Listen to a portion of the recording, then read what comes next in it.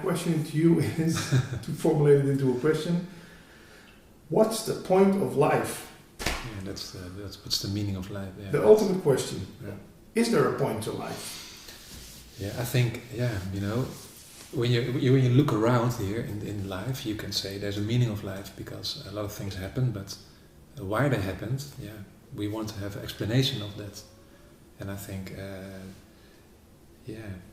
I think we have learned a lot of things in our head, in our education, that you have to look for a girl, you have to look for a girlfriend, to look for a boyfriend, you have to make a family, I think a lot of things are we just learn by education, and but I think, look, what's the meaning of this moment, the now?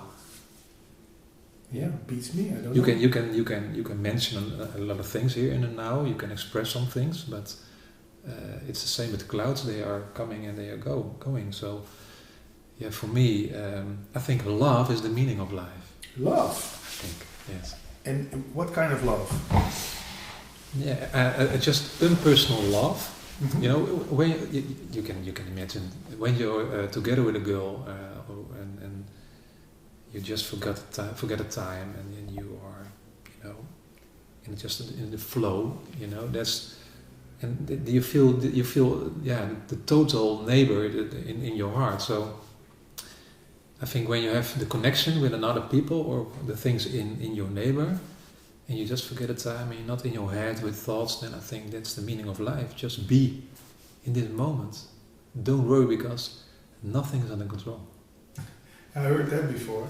Yeah, but it's it's true. You just say ask me the question. What's the reason that you are here in not a family? And 10 years ago I had totally another expectation of this moment. But it didn't. No. Go that way. No. So just the words of John Lennon. Huh? Do you remember that? Yeah, life is what happens to you when you're busy making other plans. That's right, yeah. Some spiritual teachers tell me that the meaning of life is living. Yes. Is that the same, what you mean? Loving. One letter difference. What's living?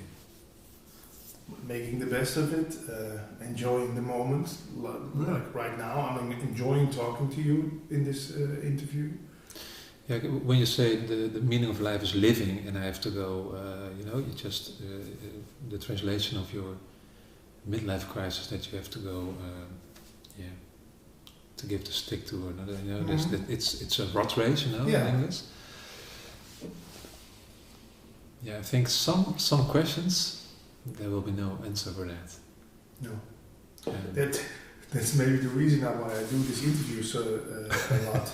I still have the feeling or the hope that I will find someone who can give me the answers to such big questions as I just asked you. But for example, at this moment, what do you feel now in your heart? No, not much. No, but there's still you feel. Silent. It's neutral. Yeah. I think the meaning of life is just be in this moment. I think that's for the head very difficult. Yeah. Because in daily life, in my company, and sometimes I'm a lot of in my head with thoughts, but when you forget the time and you're just now in this moment, I think, what else? Nespresso. So I think our head, our mind, it's very tricky because the mind wants to have an answer about all these questions. Yeah. But it's a miracle, and some miracles you can explain that. Yeah. There's some teachers who tell me that this world is an illusion. It's not real. Yeah. You must have read or heard that somewhere in the Advaita world. Yeah. What does such a sentence say to you? It seemed to be very real when you are in the interactions with you, and then you get the strong feeling that this will be very, very real. But when you're going to see it with the silence, when you're going to, de wetenschap? science, then you can explain it that this is just an illusion, the whole world, because there's no outside. It's all in myself. Yeah. So that means that all my experiences are in myself. Yeah. But we are going to blame each other in the daily life, because you make me angry and you make me very disappointment.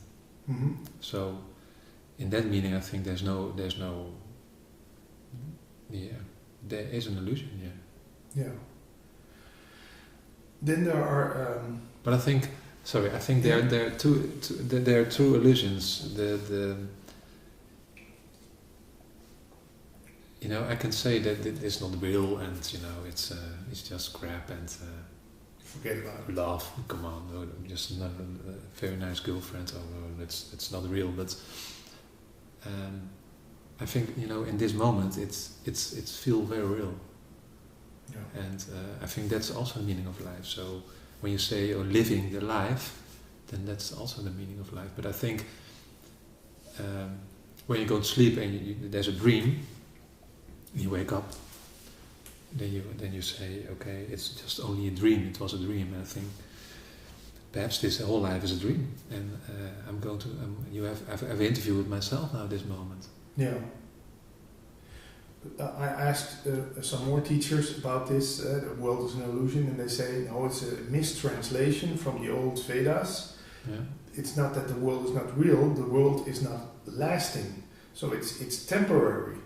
So that's why they call it, it's fluctuating. It's not going to last. The only thing that is real right now is us being, our consciousness being here. Maybe that's the answer. I don't know. But the question is it important to know that this is an illusion, or what makes the difference when I know that the life is an illusion? Yeah. What's the difference for me? Well, my ego loves it, because if you tell me that the world is an illusion, Yeah. that when I come downstairs and I see that my car is stolen, I can say, well, the car was an illusion also. So what does it matter? Yeah, but I think we are not made for this to have to direction of people. I think we are not made. We are, the people are made to we have a role in life, and we are programmed in our minds. Yeah. So I think we just talked about in the earlier days when you met this kind of things in non-duality at Advaita. In the beginning, it will be the Advaita shuffle. We talk about it. Then you go, there's no meaning, and okay, what's up? But after you just, you are very intensive in life. Intimate, maybe. Intimate in life. Yeah. It's more connected. Yeah. I can see a difference between the Jan Willem from now and, let's say, 3 years ago. You seem like you became more soft. You more opened up more. More soft. Yeah, but in a good way. That you opened up more. Yeah. Or were you always as you are right now at 41? No, I think when we met 3 years ago, I think 4 years ago in Veronica, at Veronica studio, I was very in my head, and and now I think I'm more in my in the feeling, so in the moment.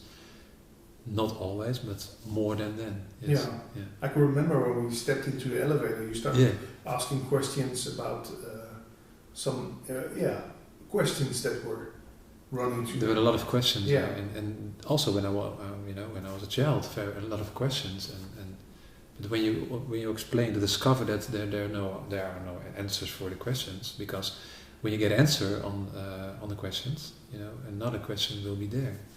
Yeah, and, it's never ending story. Yeah, but when I have to follow my head, the whole day I'm going to look for some answers. Yeah. But there's a time that you are very tired of that. So it gives you it costs a lot of energy, and at a specific time it stops. Yeah. You stop thinking. And is that a good thing? Yeah, I think there are a lot. Sometimes there's stress. Sometimes there are some. The mind is very busy, but not the whole day anymore.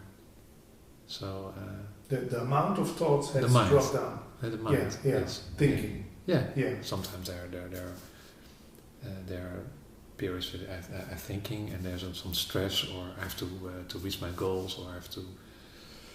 I'm time on the appointment or in my training, for example. But it will be more relaxed, and there are a lot of periods on the day that I'm not going to make me busy. Yeah. Very stressful.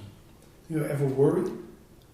Yeah. Worry about the outcome of things, or sometimes, yeah. Or if you did something wrong, or you said the wrong thing.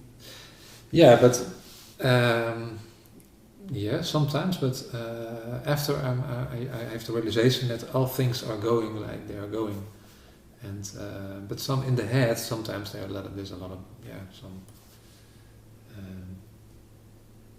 some stress about it. Yeah. Sometimes, but it's you are the observer of thoughts. They come and they will go. So, and I read in this morning, the Dick Zinniger. Yeah. Dutch Advaita TV. There's a voice in my head, and I listen to it like a policeman. Yeah. Or like a policeman, what is it say? Like a judge, judge, or... Yeah, like that. Mm-hmm. And I'm not going to judge it, because it's just a thought. I'm just the observer, and it comes, it go in the consciousness we are. In the open space we are. Yeah. So there's no judgment about it. And when there's a judgment, it will come and it will go. So that gives me a very good feeling about it. Yeah. When you realize that all things are coming and all things are going. And is that not like a lazy state where you think, well, I don't care? No, because when you look to me, I'm not lazy. No, you're a very productive man. So exactly. But the wrong way of thinking in this subject of Advaita is that when you see some things about this subject, how you live Advaita, then that you're going to change like a person, but the personality is also the same. Generally you are the same. Mm-hmm. Yeah. So the only thing is that you are. It's the word overgave, but I don't know in English. Surrender. Yeah, that's the thing. Yeah. Yeah. And sometimes it's hard, and sometimes it will be very, very, very easy to do that. In non-duality circles, we love to talk about the free will. Yeah. Did I choose to come to Breda What today? What do you think? Well, yeah, that's a good one. It just popped up into my mind. I think I started texting you yesterday or something. Yeah, a couple of days ago. Suddenly the word Breda came into mind. And I thought about you, and I also thought about another friend of mine who does computer work. Yeah. I thought, hey, that would be great if I could see Jan Willem, and if I could bring my computer to the guy who's going to fix it. That's functional, yes. Combining things and thinking, well, otherwise I'm going to be sitting between four walls all day. So but it's a strange thing, because you know when something feels good and you know when something feels right. Yeah. And you don't have to use your thinking for that. Exactly. There's a sort of inner compass, inner voice that tells you if things are the right thing to do or not. Exactly. That's the same for you too. Yeah, yeah. And sometimes there's fear, or sometimes you cannot focus on your feeling, because there's a lot of thoughts, or you're very tired, or I think that's very important to be in contact with your feeling and with your heart. And for me, I'm a very open person, so in my training and in my coaching and in the work, there will be a lot of things I just pick up. So it's very important to every day to in your own area and to have a very good connection with your feeling in your heart. Actually it's very the European Championship, for example, huh? And they said, yeah, okay, in the goal he made, he was not thinking about that. Yeah, there was no thought. So that means that thoughts are not prior to the action. yeah, exactly, prior to the action. Yes. Yeah. Yeah.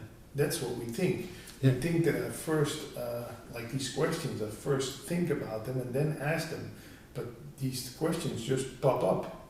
Yeah. Thinking is too slow for that. It comes afterwards. For example, before we just started the interview, we, there are the subjects you want to discuss about it, and then we just we don't know. We don't know. We just okay. Let's see what happened. And my English is not so very great, not so very good, but yeah, that's also okay. But you are not pretending right now that you have the answers and that you speak fluent English. No. So that makes you a lovable guy because you're just being yourself. Yeah, it's unguilty, I think. Yeah. People recognize that. They think, hey, this is just a regular guy who has the same struggles as I do. Yeah, and I think about non-duality, about Advaita, a lot of people, just look up. So, there's the special person, special people, but it's all the same. It's all based on the same energy. It's all based on the same thing because we are all in the same space, in the same universe. So what's the difference about you and me? Yeah. And why people who discuss about non-duality or Advaita are being more special or better? I don't have the truth, so that's very nice to have this information. Yeah. And that makes, I think, unguilty. Yeah. But sometimes, what's the word kwetsbaar in English? Vulnerable. Vulnerable. Yeah. Yes. At the meantime, we are all vulnerable. Yeah, we don't know if we are still alive in 1 minute. Yeah. In 10 seconds, the heart can stop beating anytime. And then. Yeah, and then. Yeah. And I think it's not the meaning of to think every day about that kind of questions, but sometimes it's very, very wise just to be quiet and to realize that in 10 seconds the life can be over. Or the car accident. That may, it could be, you could be in a wheelchair the rest of the life. And there was no control because after, then I was thinking, you just do the good things. Yeah. And then it's okay, and you survive, but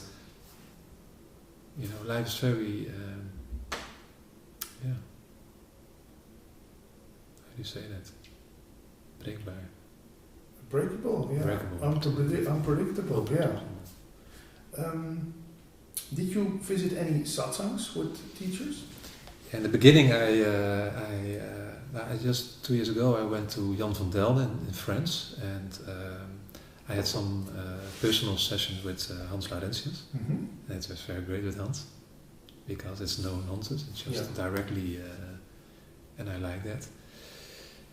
I went to Paul Smith also in the beginning because I think Paul is in the beginning, very clear about to understand things with your mind. I think it starts by a lot of men, and I'm a man in the mind, and then after that it will be to the heart. Yeah, from the mental to the heart. To the heart. I think it's a good teacher for in the beginning for that people. But in the last years, no satsangs, no books, no sometimes YouTube. From your favorite teachers. Yeah, when you give the interviews, and I just said it before because not you're here now here in Breda but the way you make the interview, it's very it's directly and people has to answer, so it's not a masker, not a mosque. How do you say that? So sometimes I listen to some interviews from Patrick Kicken. Yeah. And that's all. But that's a good thing you say. When I'm doing this interview with you, I'm not feeling that I'm doing it. That's so great about it. I don't think you are thinking that you are now Jan Willem, the guy being interviewed. There's just this conversation going on. Yeah, it's just an interaction. Yeah. And that I mean, so with the impersonal love, because normally it's a man or a woman, but two men can also have a connection in impersonal love, because thoughts are going, you're going to talk, and this moment is completely complete, Mm-hmm. and then you're okay. And what about ego? The three-letter word that we love to talk about in the spiritual world. Have you found your ego? Have you tamed your ego? Have you crushed your ego? Do you embrace your ego? Sometimes my ego is also. I think we have an ego, and I'm not the ego. I think that's a very nice or very important thing to see. That you have an ego and that you're not the ego. Okay. Yes. So it's a kind of tool you can use. Yeah, you can. Sometimes when I'm in the interaction with people, sometimes I say, all kind of things that this person do. You can observe it. Every thought, every feeling, the way of walking, the way of sitting, you can observe it. So there's no secret for this, because you can see everything. And I think the ego, you can also observe the ego. Okay, but let him go. Mm-hmm. Let him do things. And I'm not going. I have not the illusion that Jan Willem Plezier is without the ego. I have not the illusion about that. Mm-hmm. No, because sometimes my ego will be hurt. Yeah. Last week my ego was hurt, but we're going not to talk about that. Mm-hmm. But for example, sometimes the ego hurts and will be hit by a lot of things in life. Yeah. And what I also think what I find interesting is, maybe you can show us what kind of beer you're drinking. I like Grolsch beer, That says something about you. No. Yeah, what did it say? That you. Does it say? Yeah, that you love good beer. Okay.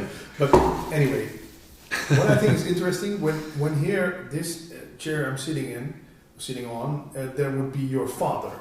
Mm-hmm. Would I see the same version of Jan Willem on the camera as I see right now? What do you think? When my father's here? When your father was sitting here and asking the same questions? No, there's difference, I think. Yeah, there's a difference.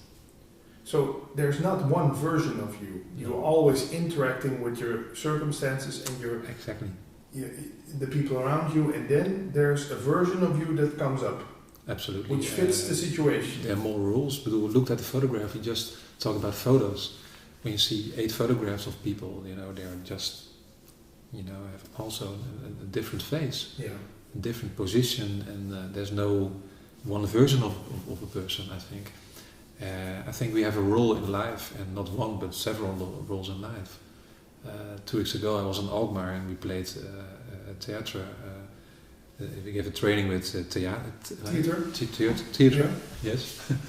and then you have another rule. Then when you sit here on the sofa, and for me, when I'm the best feeling I have when I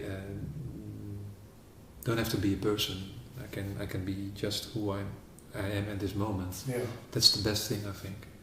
You don't have to hold up something. Yeah, just impersonal. Yeah. Impersonal. Just know when you don't have a rule at this moment. I don't have a rule at this moment. I'm just sitting here with you, and we have an interview. And when you are in a company or with friends or with other people, then you have to be a person. And I think we play that very seriously sometimes. Yeah, too serious. Too seriously. Yeah. Yes. You're also a coach. What they are say. They put on a label on your forehead.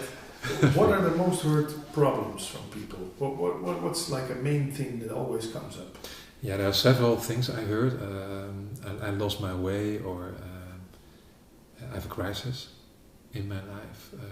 The personal questions. In a company, questions are related to I have to learn new things, or a lot of awareness things, a new way of working, or but it's all about behavior. We are very automatic in our way of our behavior, and the another people give me a trigger on my behavior. So that are a lot of things you heard in organizations about new skills, but sometimes real crisis in the organization. For example? I lost my identity, for example, and I have a burnout, or I don't know which way I have to follow, or something like that. not satisfied with the way you are in life, too much in the head, not the connection with the heart. So there are a lot of things in companies that deal with behavior. Yes. Yeah. To more and more awareness about and more balance between head and heart. So that will be a lot of questions about that. In America, they say that you never have to, you never should work at some place for more than 3 years. Joannika tells me you stay for 5 years and then move on. Yeah. Do you have an experience with that, for working for several years for the same company? Any vision, any words on that? How long should I stay at my same job, place? It depends. I think when you see the society in this moment, it's very very fast. So in that way, you can say after a couple of years you have to go to work somewhere in another company. But look to yourself. 12 years. 12 years. Yeah. What's the reason why you stay at this at the company? For example? Sometimes I think it's a little bit laziness. Yeah, I think because you have your job contract. Yeah. You have your monthly fee, and you're self-employed. Yeah. You're 5 years now. Yeah. And would you ever consider going back to a same job and salary? When I can choose my own direction, no. The answer is 100% no, because this is my I cannot imagine that I'm going to work for a company. For a boss. No. What's so fine and what's so nice about having your own business? Yeah, it's your own boss. It means that you can have your own vision. You can have your own diary. There's no boss behind in the back. So you have to go like that, and the authority. That I hate that in companies. People who think they're better or more than other people, and the results for a company will be made by the people. By the workers. And is it still something of this time that people are being managed? Do people just know themselves what they should do and should not do? Yeah. It sounds so old-fashioned, being led by a manager. Yeah. I think, what my experience in companies is that a lot of managers are going to tell me what I have to go to do, why I have to go to do, and what are the things, what kind of things I have to do. But we are not searching, for the skills and talents, inside. So, if, for example, a nice model, a grow model, is a coaching model, and that means that we are, it's outside, inside. So we gave some outside, and then we have to go to think about it. But inside, outside, it's much better. So ask me questions and let me think about my talents, about my skills. What is here in my position? What is already available? Exactly, and teach me how to use that in life, instead of to give a lot of knowledge and to tell me what I'm going to do, because it's just motivation from outside, and it's not motivation, but it's inspiration. And I'm very sensitive about inspiration. For example, in this afternoon I had a coaching with my coach, because sometimes it's, also for me very nice, feel good to get some coaching.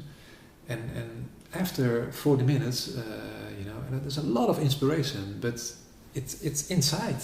Yeah.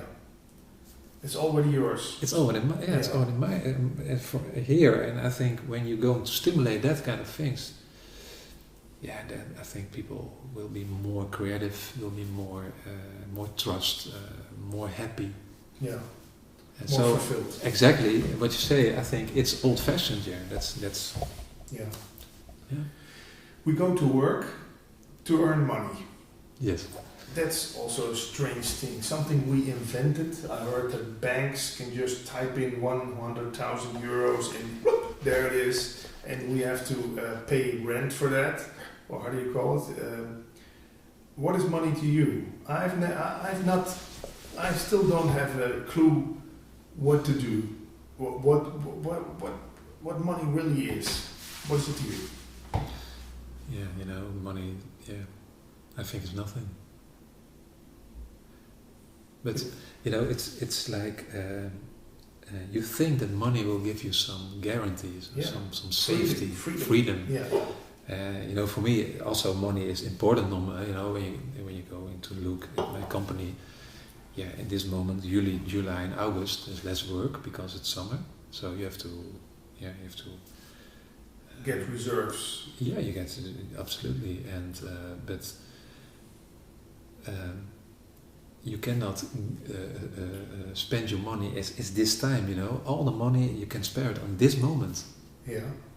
So when I have here, for example, 300,000 euros, I cannot spare it or spend it at this moment. No. So what's the meaning of the money then? It's a sort of promise for the future. Yeah. But the future, you never know when it comes, how it comes, in which form, if you're going to need the money, if you still have the money. That's what worries me the most.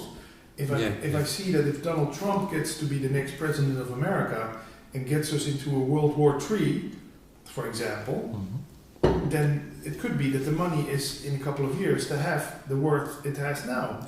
It's scary to have a lot of money. Not that I have so much money, but you're rich, Patrick. No. Well, no. But I'm still looking for someone who can tell me that this is the right way to use your money. And sometimes I feel, sometimes I feel money like a control. So okay, I have that kind of money on the bank. So okay, give me some guarantees about the coming months, because sometimes you have less work, sometimes you have more work. But it's actually it's all about fear. Yeah. Because in this moment, what do you need? Some air, maybe. Yeah, some special things. When there's a Grolsch beer, okay, that's nice. But when there's no Grolsch beer, okay, yeah. You're not going to miss it. It's not so very important at meantime. You can enjoy that moment, but I think it's something in the head, money. Yeah. But still, I can imagine that someone is watching this who is in debt, who has has to pay 100,000 euros back to whatever organization, the bank or whatever, or people who are poor. For them, this could sound like we're two very arrogant guys who have a lot of money and who say, well, it doesn't matter to me, but... money, so what I said, money is still important for me, because it's very important to do things in daily life, but I think a lot of times it's just a control thing in your head about money, because it gives me guarantees. There are people, they earn $2 or $3 million or euros, and they're miserable. Yeah, or they are ill, or not happy in life, or they want to have more and more. That's another thing. Yeah, and of course, when you are in life and you have some financial problems, it's not nice. No. Also, again, but you're not going to die, when you have some problems. And I think when you can also solve the problems, that's important. Yeah. So in that case, money is important, but on a bigger way, I think money is just, what is it? Yeah, we cannot touch it. It's an amount on the bank. It's on the bank, and when the banks, when you watch your account, and there's no 100,000, but just zero, and then because there was some problems at the bank. Ooh. Yeah. So then my head, because in my heart there's no problem, but my head, I'm going to. Oh, this cannot be. It should be different. Yeah. I've got big problems. Okay, and then I have problems. Okay, but we will see then. Yeah. Now, Willem, we have 8 more minutes.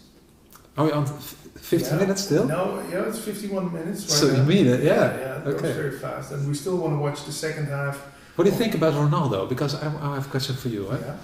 A lot of people who watch Ronaldo, Cristiano Ronaldo, the soccer player from Portugal. Yeah. What do you think about him? He looks like he's very arrogant and very self-conceited. How do you call it? Self-concerned. Yeah. Very vain. He has a lot of vanity. What do you think? But does it bother you that? For me it's the same, because a lot of people who see Cristiano Ronaldo, it's arrogant and I don't like the guy. Yeah. But when I see it on the television, I don't have. I feel some compassion with the guy. Yeah? Yeah. Why? I don't know. It's just it's some also unguilty, you know, the guy. Yeah. He doesn't know better, or he Yeah, just I think that. yeah, Yeah, he's just as he is. Yeah.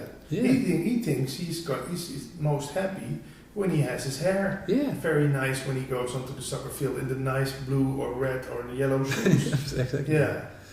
Like when he don't score the goal, you know, he will be a lot of frustrated, and then when he scores 4 or 5 goals, then he going to then his ego is, you know, satisfied. Yeah. So you can see that, but you know, I think the question is, can Ronaldo do other things about No. it? I think it's still It's the what way it it is. is. Yeah, it's the way it is. Yeah, but that's the main thing I learned. If you let yourself be as you are, then you let other people also be as they are. Yeah. I think people who have comments on Cristiano Ronaldo would maybe like to be more themselves, but they cannot be or dare not be.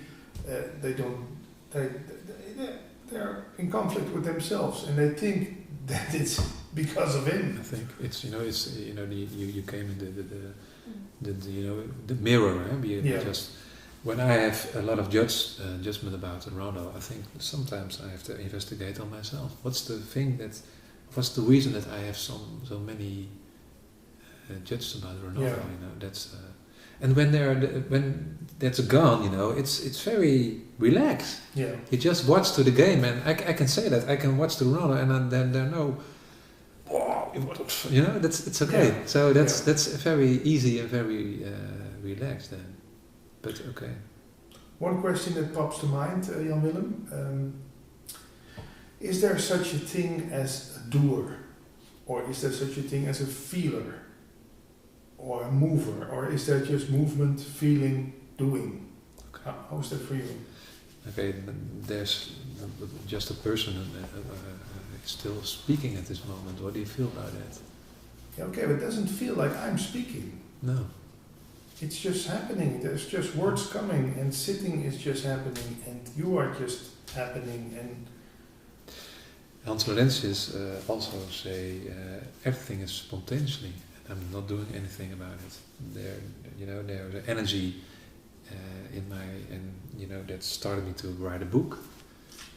But you know, my experience is that it looks like that we are going to do it because it looks like there's a person who speaks these words. Yeah. So that makes it very complex sometimes, Yeah. because our ego is programmed like I'm the one, because I feel it that I'm going to choose my girlfriends, I'm going to choose girls or Amstel beer.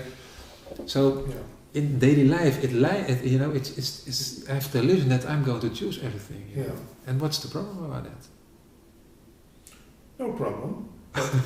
Until you start blaming yourself. Exactly, that's the difference. Because just when we ate the salad, I saw your salad, and I still was thinking, damn it, I should have chosen the same salad Jan Willem chose. With the couscous, instead of the croutons. But, I immediately let go of that thought, because I know this is how it is right now. Should I just, when I was eating the salad, think with every bite of the salad, damn it, I should have chosen the same salad as Jan Willem had. It wouldn't have tasted as good as it now tasted. So. But what's the problem with the thought that I have to choose and choosing the salad like Jan Willem had? The thought is there, so you it's also there. But I start blaming myself. That's the point where I have to stop it, because. Yeah, but then there's an eye that say I have to stop it. You can also observe the thoughts. That there's a thoughts in my head, or there's I'm going to observe that some sometimes it is going to complain about the salad. Mm-hmm. So it is what it is. Yeah, that's true. But for me, it's nice to know that I'm not choosing or doing anything, because when we stop this camera and you say to me, "Well done, Patrick," and I can say to you, "Well done, Jan Willem." Your English is fucking... But what's the... what's the deal? Okay, in social situations we give each other compliments, but it's like good dear old Osho said, Yeah, that's praise or blame, it's all the same. Yeah. So compliments, I receive them and I smile, but when someone tells me, hey, you did that wrong, you can react the same way and smile again, because deep down inside you know that you were not the doer. So that's the positive thing and also in the negative thing. Yeah. Because I told you, a secret story, before we go into the interview, and it's the same example, It's, at that moment, that's the thing, and yeah, it couldn't have been otherwise. It couldn't be otherwise, no. But the head will be think, okay, but yeah. And sometimes it's the thoughts, it's in my head, and then okay, let it go then. But I think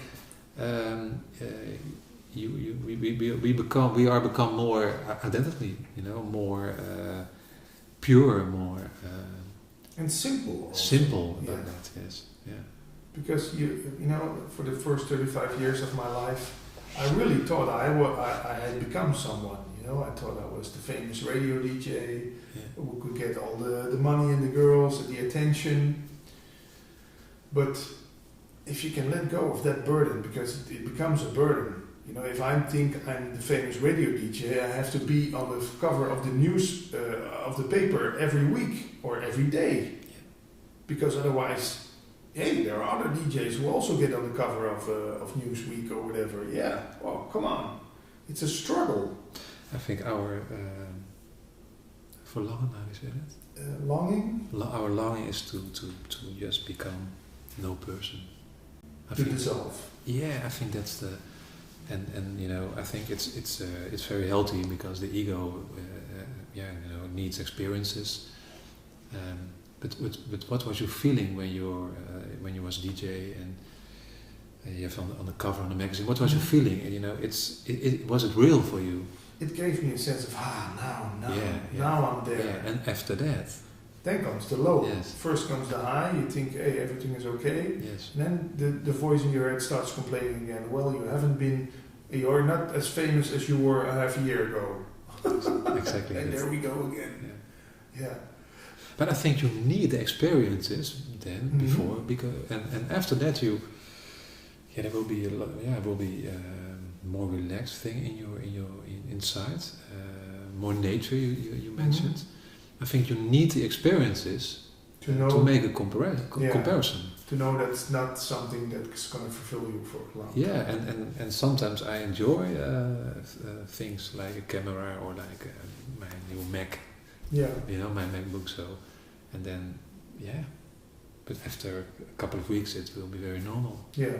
So I'm not very horny about the things, but it's functional. So now I'm going to buy things because they're functional for my company or for daily life. Not to add something to yourself. And when people wants to do that, okay, it's okay. It's not my problem. It's Concluding. Yeah. What's your conclusion? Well, the conclusion is that we talked for a very nice hour and we still haven't found any answers. Yeah. Any answers to questions, but it still was entertaining and fulfilling in the moment. Exactly. And maybe we should conclude that Advaita is not a way of life. Sometimes people say, well, how does a non-dualist or Advaitist live? But it's not about that. Huh? It's not a way of living, that some set of rules that you apply to your life and now you're an Advaitin. No. For myself, I hate the word about it. I think Advaita is life, or is nothing, or is, and there's no special. Patrick and Willem are no special guys because they talk about Advaita or non-duality or something like that. I think we are all in the same open space. We are in the same consciousness. So what's the difference between you and me and the woman who walks there with the dog? Yeah. There's no difference. There's only a thought in your mind that you think there are a difference between people. Yeah. So there is no duality. There is no duality. Yeah, Jan van Delden speaks like that, I think. Eh? Yeah. He said, or he says, Yeah, I know they're quite difficult in Dutch, but Yes, I cannot I know what you repeat mean. it. Yeah. But you know, in the meantime, you know, we experience duality at this moment because you are there, I'm here. Hmm. But is it real? Is it really? Are we Yeah. really divided? Yeah, but Yeah. but it's here. You know, it seems like it will be here. So there's a girl there. It's a guy here. So okay, just play the game and know there's something oneness, and it's connected with all things, all the people, all the animals, all things in life. But you know, in our life, in our role, we are there's a feeling of duality. Yeah. But that's no problem, I think, for me. It's No. No. Because you know there's also non-duality. There's also Yeah, something because that carries it. when you see that all the things are connected, when you wake up in the morning, you just see you know a whole picture. It's not like different pictures, a whole picture. So, but when you are in the competition of life, or in your own role. Then it feels like okay, there's a group of people I have to teach, I have to train, and here's the trainer. Okay, I just play the role, and that's it. Yeah. No difficulties. No, how do you call it? Friction with what is happening. Less friction. So I don't say there's no friction Yeah. at my person or at my physical, Yeah. but there's still less friction, and what I discover that life and people interaction give me the mirror, and you know, just to look at the mirror and to feel the sensations about that, instead of blaming other people, or just to you know, to do that, to point a finger like this, then it will be more relaxed for me. So there are less triggers, there are less confrontations, but there's still sometimes friction for me in life. Let's make the appointment that in 5 years we talk again, okay? And then you have two child, and I have 3 child. Yeah, well what do you think? We'll see. I don't know. We have a very, very good-looking girlfriend. Yeah, a blonde one. Maybe the ex-girlfriend of Ronaldo. Let's put it on television. Yeah. And watch the. Thank you, Jan. Thank you very much. It was a nice conversation. When people want to reach you, what's the most easy way? Oh, they can just go to the website when they have some. Is it in Dutch? It's in Dutch. It's www.janwillemplezier.nl or www.verandertheater.nu. You can Google me when you have some questions. You are welcome about it. Okay, thanks. Thank you. Sitting here with my dear friend Michael Jacobs for our second talk. You came all the way from Amsterdam, the main city, how do you call it, capital city of Holland, to talk about something we talked about once before. And in Dutch. Right. And you call it the truth of woo. What is the truth of woo about? Well, about who? It's about who. Yes, of course. Whose truth? You know that in English you would say whose truth. Yeah. And then you would write whose truth either with a question mark or with an exclamation mark. Mm-hmm. Like, whose truth are you talking about? Or in a more direct way, who is talking? You know, who says these things? Who believes these things? To correct the false suggestion that what you say or observe or do is more important than who you are. You should correct that false impression right away. Who you are determines what you do, what you think, what you believe. So who you are is more important. Yeah, but how do I find out who I am? Or what I am, who I am? Immediately and right there, you apply the question. Who wants to know? Yeah. Who wants to know who he is? Me. Right. So then you have the answer. The answer is in the question. Always. The difference, the question and the answer define each other. They're like two sides of a coin. Mm-hmm. So there is no answer without there is no question without an answer. Of course. There is no a day without night. Mm-hmm. And there is no practice, like a practical problem, without a theory that makes that problem or that generates that problem. There are no there is no practical world without a theory at its foundation. Mm-hmm. So you want to go back to the foundation, and in the best case you want to go back to the founder of your dream world. Guess who that is? You know, you want to, when you are at night, when you're dreaming, Mm-hmm. you don't have this question. Who is dreaming? Yeah, you don't have this question. You're dreaming. Yeah. At no point do you distinguish between yourself and your dream. Yeah. You're fully Engaged. yeah, it's your dream. You have no question about it. No. You don't whisper to yourself in your dream, hey, this is a strange dream. I need to correct my dream. Yeah. You know, I want to have another dream. No, you build your dream, you do it, and then at some point you wake up And you realize. and you notice, wow, that was just a dream.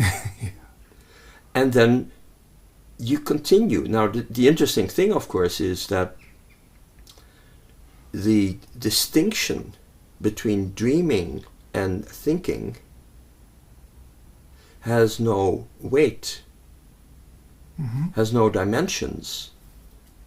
The distinction between dreaming and thinking is not concrete. You cannot go to the store and say, can I please have the difference between dreaming and thinking? Mm-hmm. They say, sir, that's an abstract idea.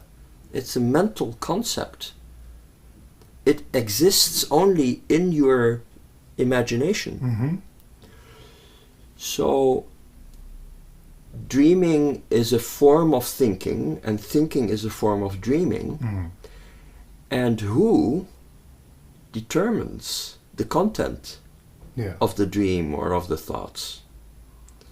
When you confirm that, when you acknowledge that, then you are talking with the creator of your adventures, of your feelings, of your experiences, your dreams, your realities.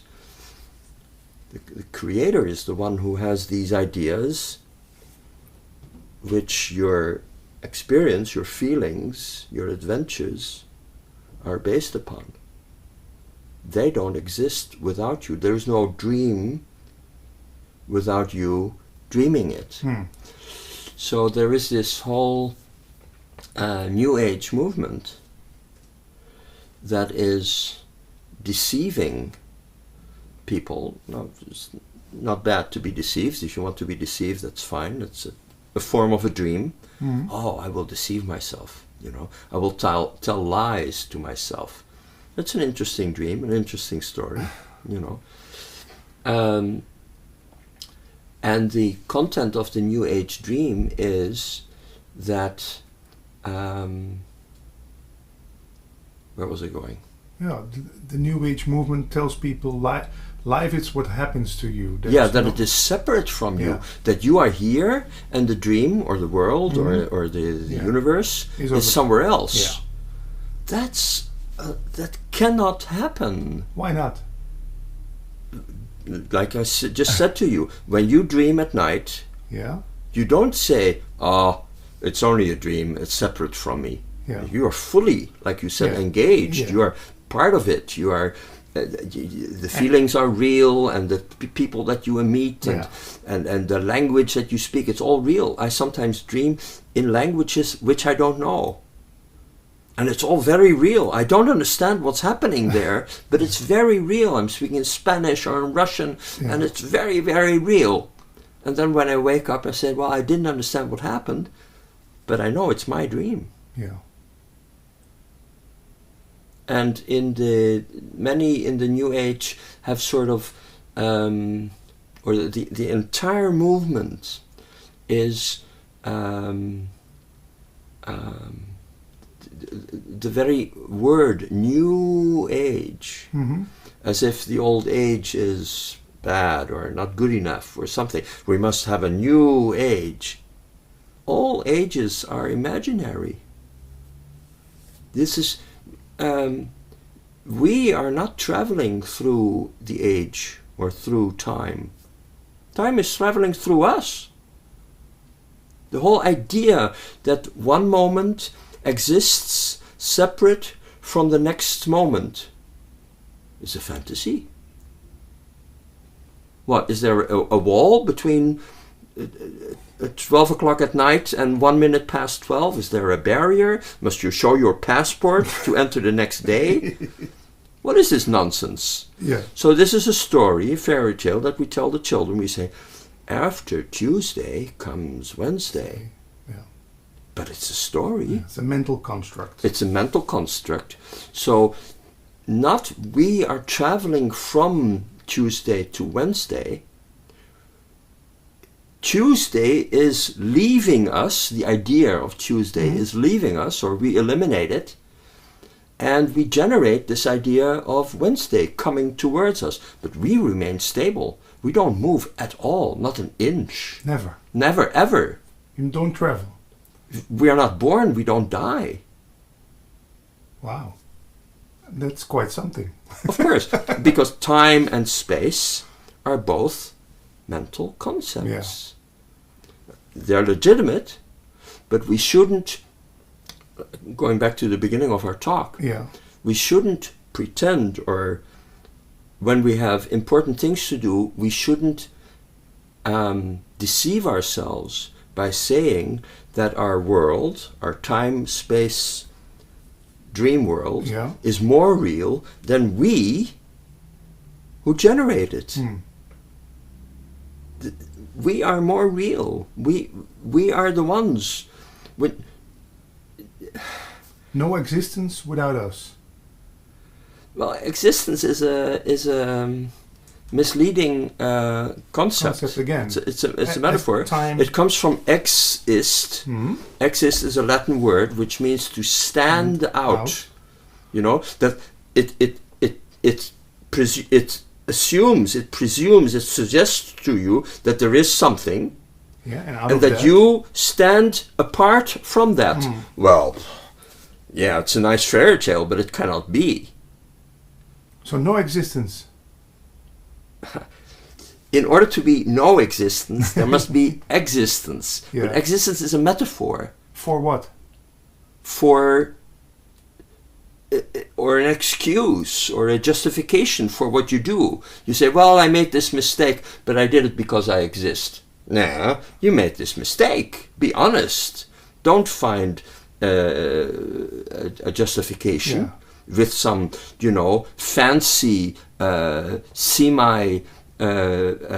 scientific word called existence. Oh, the energy made me do it. Oh, the devil made me. Whatever, Oh, my education made me. My parents, my history, my past. These are all metaphors. Yeah. These are all abstract words, which are fine, but you shouldn't use them as an excuse for your failings or the things that you did. And something like it had to be, that's something you hear a lot in your life. There's no it. There's no it. And it's a nice thing to say, of course, go ahead, say things, but understand who is the sayer. I am. There is no, it's this fairy tale. It had to be, or it was my karma, or it was in the stars, or something like that. Yeah. Of course, we use these words, but if your car is stolen or your marriage falls apart, you will not use that expression. you will immediately go back and either you will say, they did it to me, Yeah. or you will say, it's my fault. But you will not say, it happened. Things happened. My car was stolen. Yeah, things happen. Nah, you won't. And what about Advaita teachers like Tony Parsons who tell me there is no world, nothing ever happened? Yeah, he's denying. What is he denying? That he is the source of the idea that there is either a world or not a world. That he distinguishes between yes and no, between light and dark, between himself and the world. He denies that. It gives him a good feeling, and he gets rooms full of people. But it's not honest. And you see it when you ask him. You see that he smiles about it in a way that is not a happy smile. Sort of a. And Michael, some Advaita teachers tell me it's both. It's a paradox. It's both real and unreal at the same time. Yeah, but there is no. But they forget to tell you, or they omit mentioning that they introduced this idea that the abstract notion of time is real, but it isn't. It's an abstract notion. Mm-hmm. Not two things can happen in an abstract notion. They don't happen at all. Yeah. You know, it's like as if I tell you we have two elephants in this room. One is blue and the other is pink. You say, come on, we don't have elephants in this room. Yeah. Yeah, but they happen simultaneously. No, there are no elephants. There are no elephants. Yeah. So, but I don't say it in order to correct or judge. Yeah,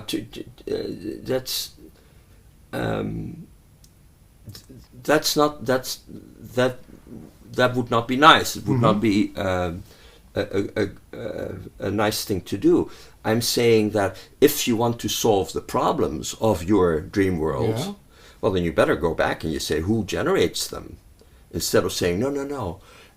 There is hunger and there is satisfaction. There is poverty and there is wealth. They need each other, they tell me. If you want to solve poverty, then your first step is to say, I made the distinction between the two, and then I chose, which didn't really, I said, I want to have nothing to do with poverty.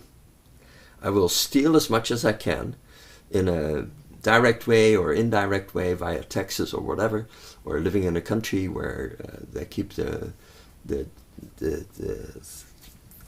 they do all kind of tricks to be a wealthy country, so that you don't have to face your own poverty of mind, your poor spirit.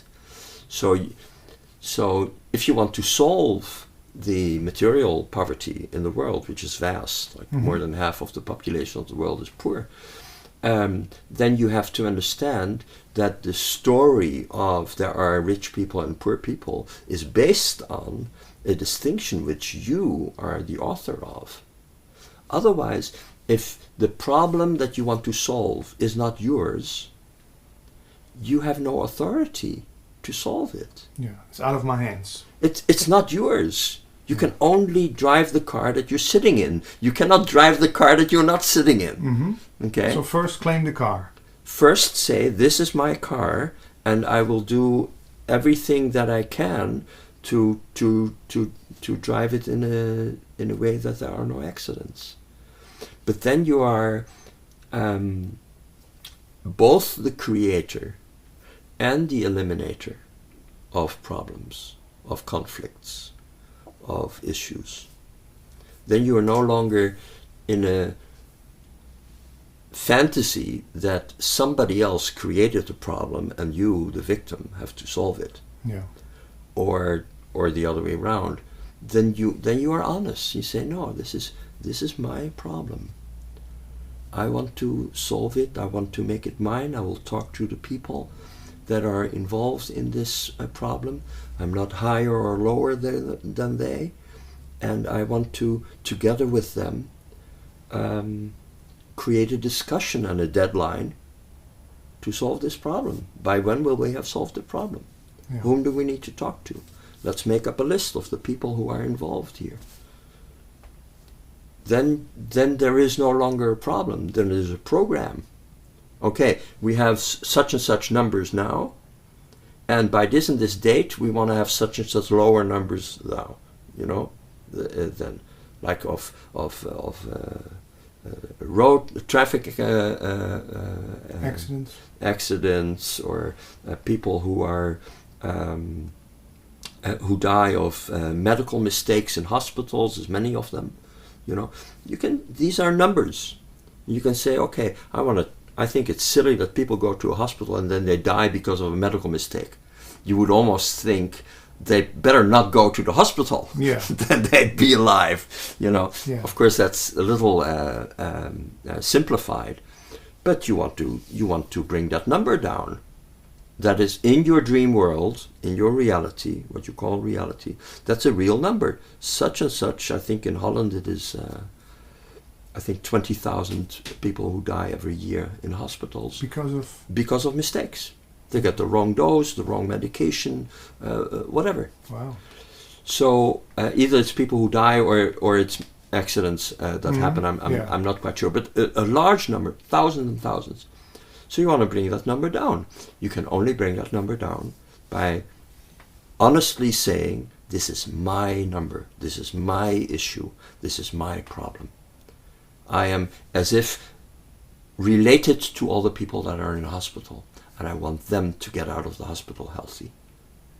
And then you talk to the relevant people, you get a group of people together, you make a list, you make yourself a deadline, you say, by then and then we will have brought the number from X down to Y. Mm-hmm. And this is realistic. If you don't do that, it's like crystal ball. It's like, well, we hope it will happen, but you know, then there is an it. But when you are a mature, responsible person, you say, no, I will make it happen. It's my issue. And then you will do the things that fit your timeline. And when you're done, you're done. And then you go to the next problem. Yeah. That's what mature people do. Can you tell me something about the mirror? You tell me sometimes also when we're sitting downstairs that the world is nothing but a mirror that reflects back to me what my assumptions are or what I think. I get reflected back immediately and all the time, not sometimes. Can you tell something about that? Yeah, like the dream, just like I said, that between thinking and dreaming, there is no real concrete gap. There is no wall between them to which you must pass through. Just as you will not, while dreaming, say, this is an impossible dream. No, I take distance from this dream. No, this I don't accept this dream. That will not happen while you're dreaming. Well, the same way when you're so-called not dreaming, when you're just thinking and awake. Observing, and you're so-called awake, the same thing. To say, no, I don't accept this, I don't accept that, doesn't make it undone. It's still there. Yeah. So that's what I mean with this this denial that people have to say, I'm against this. Yeah, but it's your dream. Yeah. So fix it.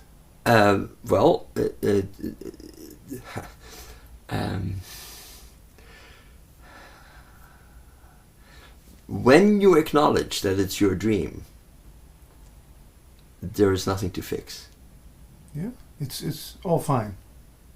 When you're asleep and you dream, you don't fix anything. You don't fix anything because you just dream. Yeah. Things happen because you are the one who pulls the strings in your dream, and you don't fight the idea that you pull the strings. Yeah. You meet all kind of people. Sometimes when I have lucid dreams, just before I fall asleep, I have lucid dreams. I lie there rolling with laughter in my bed because I have these strange fantasies, these strange dreams, and I'm still awake. and I have these dreams. And it's so funny what I do there. Yeah. You know, the same as here. I just make up stories, and they're funny stories. I have fun with myself. Yeah. But where does it come from? Is it generated by the brain? There's no where. Right. Who asked the question? Yeah, I.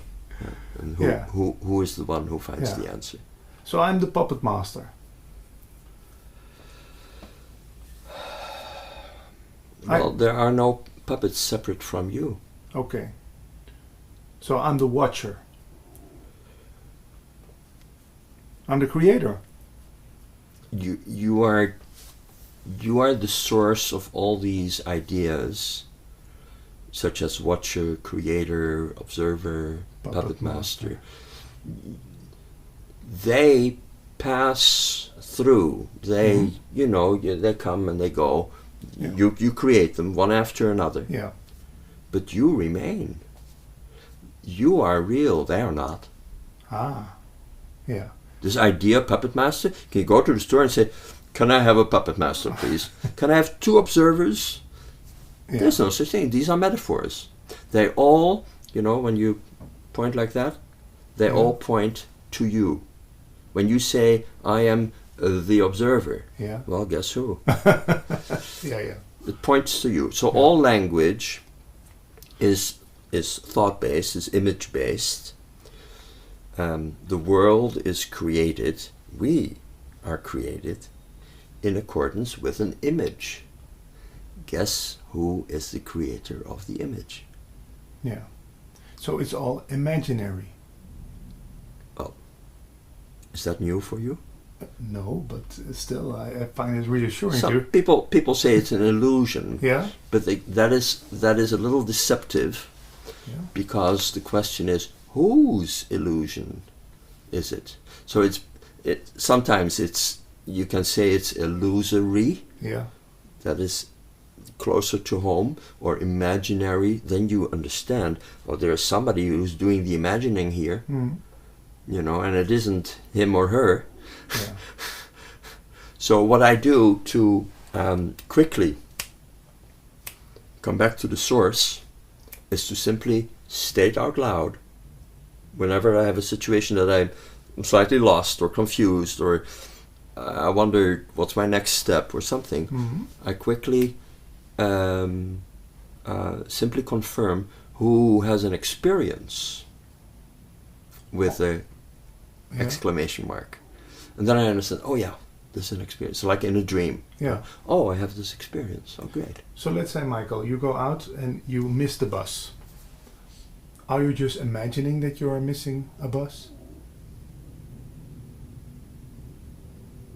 That would be an example of a situation where I can quickly, instead of wondering who is at fault and wow, what will happen with the rest of my day or my life, or wow, now everything collapses, in order to not go there, which is, you know, it's a legitimate story, but I'm the storyteller. Yeah. I can quickly say who has an experience, or all experiences belong to me, or this is my dream. Yeah. Somehow to quickly acknowledge that instead of blaming and judging somebody else or myself, which is very easy to do, simply confirming, oh yeah, this is my dream. This is really my dream right now. No problem. Then, if you realize again that it's your That when this is really my dream, then I will, the road will be open again to find that I have an interesting book which I brought with me in my bag. And I can sit and wait for the next bus while reading my book, or check my phone or something. Yeah. And I don't go in the who is to blame and who is at fault and all that stuff. Yeah. So it's not a fact that you missed the bus. That's what we make of it. There is one fact. And that is? Who? Who? Who missed the bus? No. Who has the experience that the bus is missed? Yes, in specific, but in general, Yeah. who is the source of his experiences? and not and with a dot, not with a question mark. Correct. Yeah. And you would say you can say I'm the source. You can also say I'm the source, but then then it is then you could have a fight with yourself. No, I'm not the source. The bus company is the source. Yeah. You know, that I and you and he and she and all that. So it's more neutral to simply say, because it applies both to you and to anybody else, to say who has this experience. And who is impersonal. There's no in Wu. There's no sense of. Well, it's very personal. It applies to you, but it takes the blame out by simply making the statement. Now, after doing it a few times, you use other formulas, by like.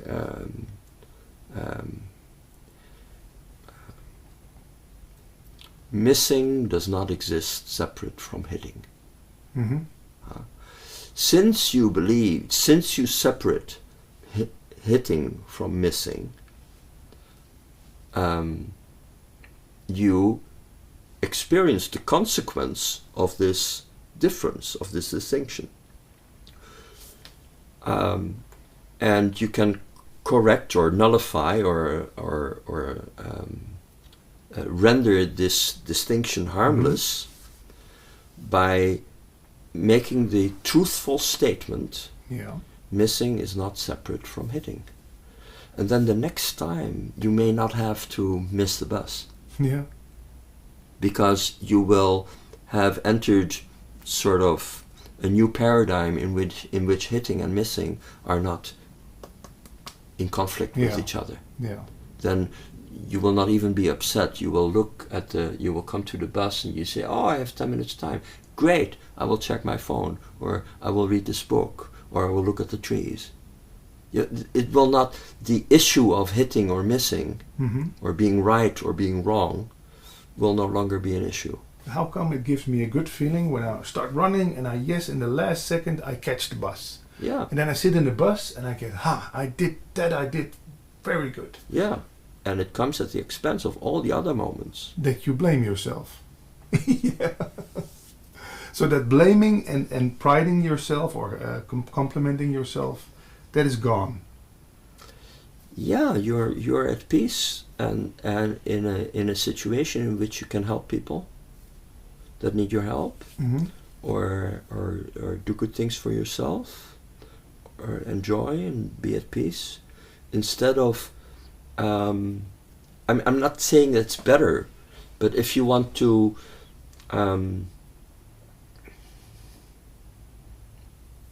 be a man of truth and a man of peace, then you want to acknowledge who is dreaming all this stuff and not blame yourself for the dreams. Yeah. You want to, and then you want to tell other people that, to reassure them and say to them, it's fine, this is a dream that we're dreaming together, it's fine, I will help you. Yeah. Then you will no longer be in the race of being, I want to be good, or I want to have the right results, but rather you will be able to help yourself and other people to solve real problems like hunger and poverty and war. They are real problems. Missing the bus, that's not a problem. Come on. Oh, for some people. Be grateful that there's a bus. Yeah. You know? Yeah. So... but Michael, it's not about accepting and rejecting all things. Or let's say, that's what Advaita teachers tell me. Start accepting how the circumstances are. But they deny then, such teachers deny or ignore or fail to mention that you are the rejecter who needs to accept his rejections or his being the rejecter. So why go the roundabout way and lie about that and say, well, who makes a distinction between rejecting and embracing? Who makes the distinction? Oh, I made the distinction. Is there something outside of me that needs to be embraced or that can be rejected? Nah, that's just a story I tell myself, that these two are in conflict with each other. So a way to solve that, another way of solving that, would be to say rejecting and embracing are one together. Together they are one. And they reflect me, who is one. There's only one Michael Jacobs sitting here, not two to choose from. One who can reject and the other who can accept. No, there's one. Yeah.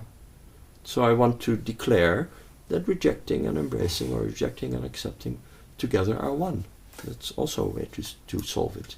Can you tell the example of the animals again? You told in a Dutch interview it made quite an impression on me about how birds fly in the sky, how animals go about, horses in the wild, and how they live their lives and how we do.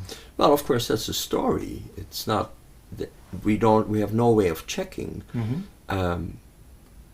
if there are horses or birds. We don't know. They're part of our story. Yeah. Okay.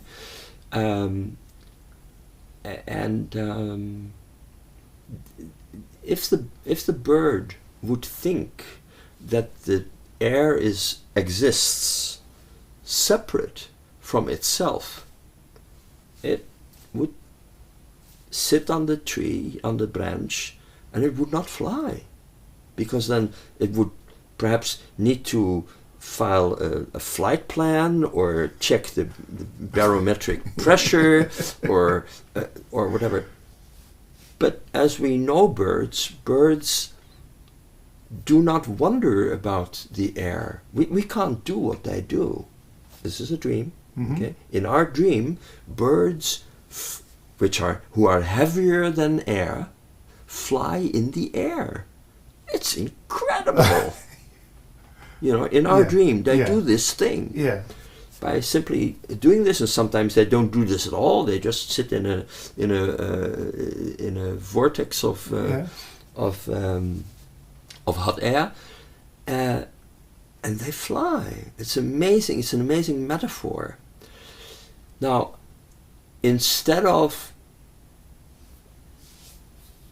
seeing their reflection and saying, "Wow, the way they fly through air is how we fly through time and space.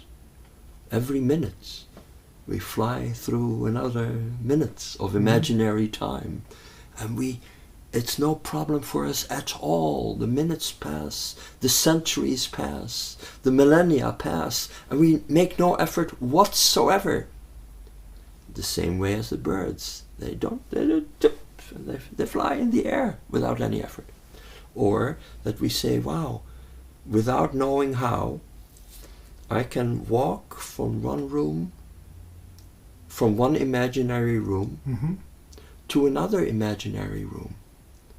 If I would tell a tree that I walked from one imaginary place to another imaginary place, and if the tree could talk, it would say, "How do you do that? You actually move from one place to another?" I said, "Well, both places are imaginary. I imagine that they exist and that I can move. But in reality, I'm not moving at all. I'm just moving the picture of one room and replace it with a picture of another room." And I said, "Wow, you guys are sorcerers. You guys are, you are gods." Or if you would say to a rock, "I moved my body today." I say, "Wow, how do you do that?" So we can use the metaphors of the trees or of the rocks or the birds to understand that we really tell stories.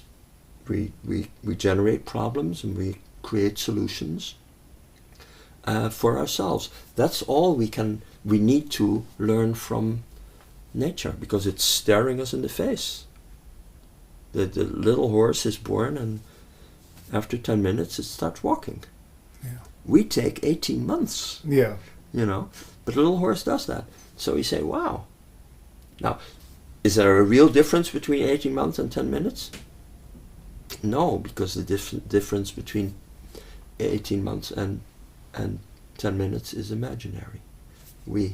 So if imagined it. So if we would agree that a baby could walk after 6 months, then that would be the case.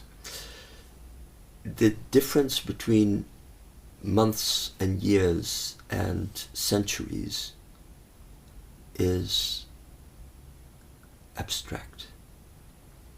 The difference only exists in our thinking, in our imagination. If you talk to a rock or to a cloud about time, they will say, we have no idea what you're talking about. Yeah. It's a story that we tell ourselves. Yeah. This whole idea that there is that the moments in time are separate from each other cannot be proven. It's simply a story. Einstein said as much 100 years ago. Okay? People still need to let it sink in what he said. Time is a relative concept. Guess who is absolute when time is relative? I am. Yes. Yeah. Who we are is absolute, unchangeable, solid. Never born, never dies. Never born, never dies. Okay? Even the concept of born and dying is, these are metaphors, really metaphors. And if we apply them in a correct way, we can comfort each other. We can, after somebody has died, just yesterday somebody that passed away in my family, we can comfort each other when we know that this is our story, this is our dream together. Then we can go and hug each other and say, "I'm very sorry for your pain. I feel your pain is my pain," and things like that, which are true, because you're living in the same dream together, or you're dreaming the same dream together. And then you can solve things in the relationships, and you can solve the bigger problems when you know that, when you make it your practice to actually confirm, yes, this is my dream. Yes, this is my experience. Yes, this is my distinction, my fairy tale, my fantasy. But not just say it to be smart, but say it so that you can go to the next adventure, to solve the next problem, be available. All these good things, you know. Are there any Advaita teachers or books you can recommend who point at this the same way as you just did? Or is it all, as you called in our Dutch interview, rubbish? What is rubbish? No, all those Advaita books and teachers. And well, the formula is this. You are the teacher whom you seek. Okay, the distance between the teacher and the student is imaginary. I mean, here's the teacher. Yeah. Here's the student. Yeah. What is between them? How big is the distance? You could say 20 centimeters. That's what the mind says. That's what you say. Yeah. Now,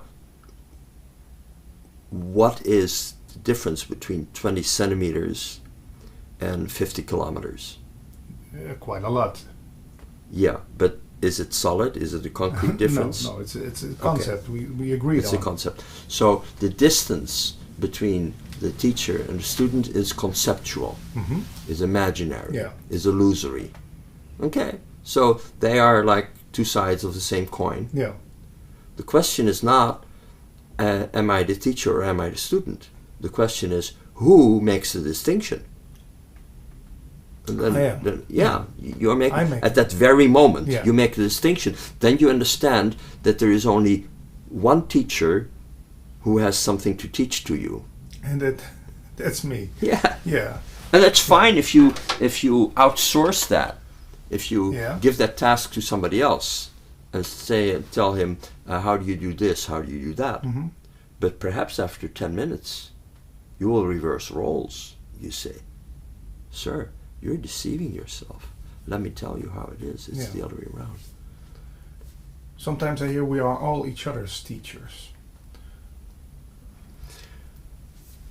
That's legitimate to say or think or believe that. But there is no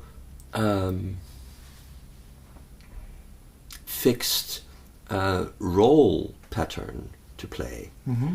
The people, there is this saying in the English language, you teach best what you most need to learn.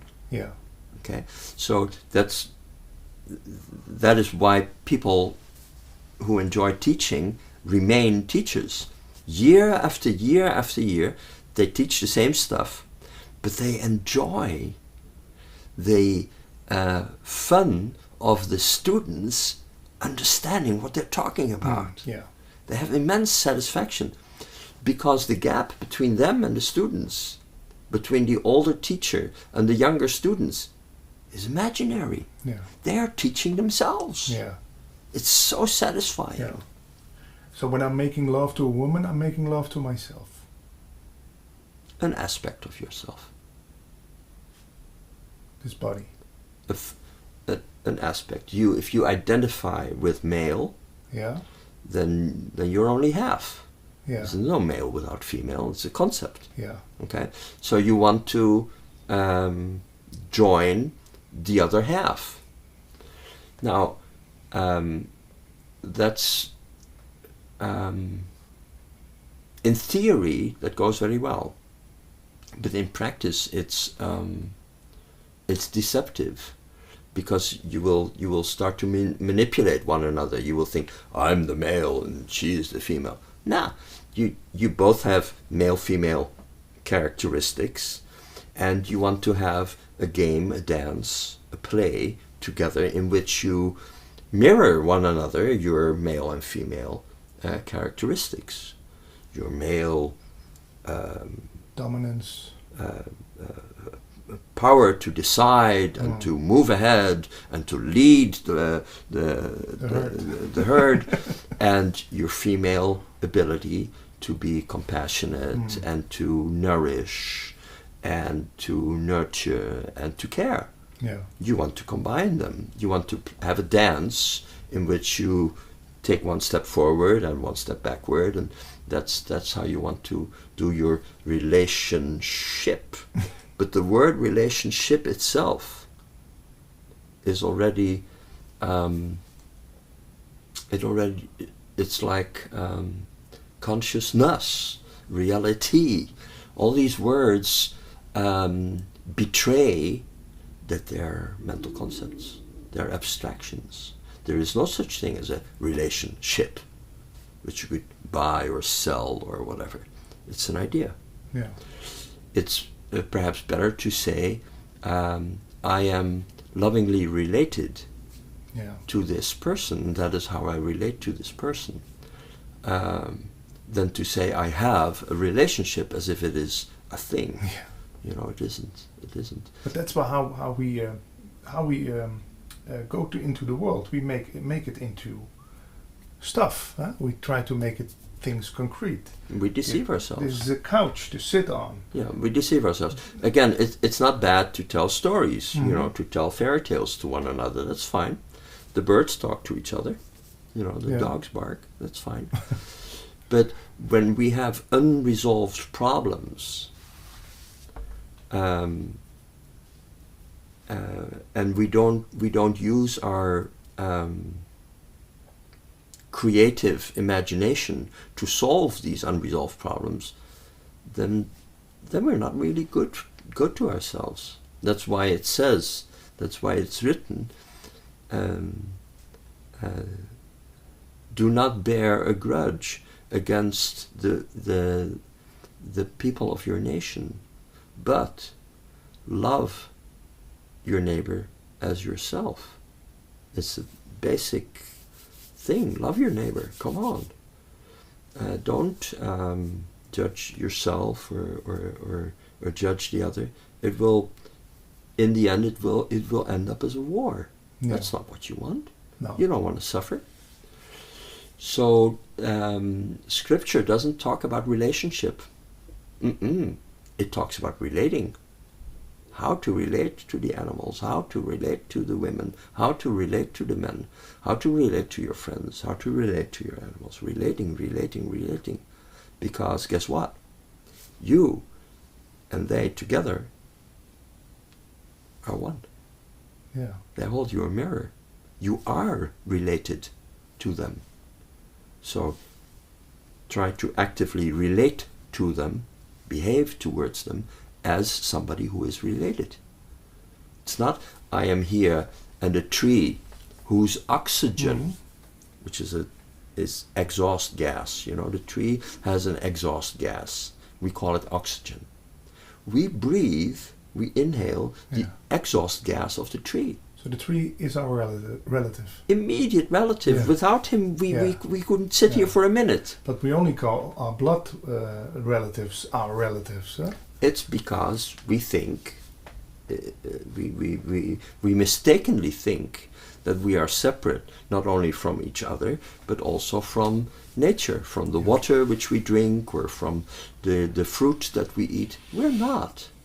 So we are now in the beginning stage of understanding that all this is our dream, all this separation is our dream, and that to wake up from this nightmare, all we need to do is to acknowledge, to confirm, this is our dream. Then it evaporates. Oh, if I'm related to the tree, if I need the tree, and if the tree needs me, then I better take care of it lovingly. If I'm related to the animals, if I'm related to the water, I better take care of them. That is how you get to love your neighbor as yourself. Yeah. In practice, because you understand, wow, they need me as much as I need them. Yeah. We are part of one dream, not two. It's not me here and there is nature, or me is here and there are the people. Yeah. And there is only one way to convey this, to bring this message to each other, is by talking.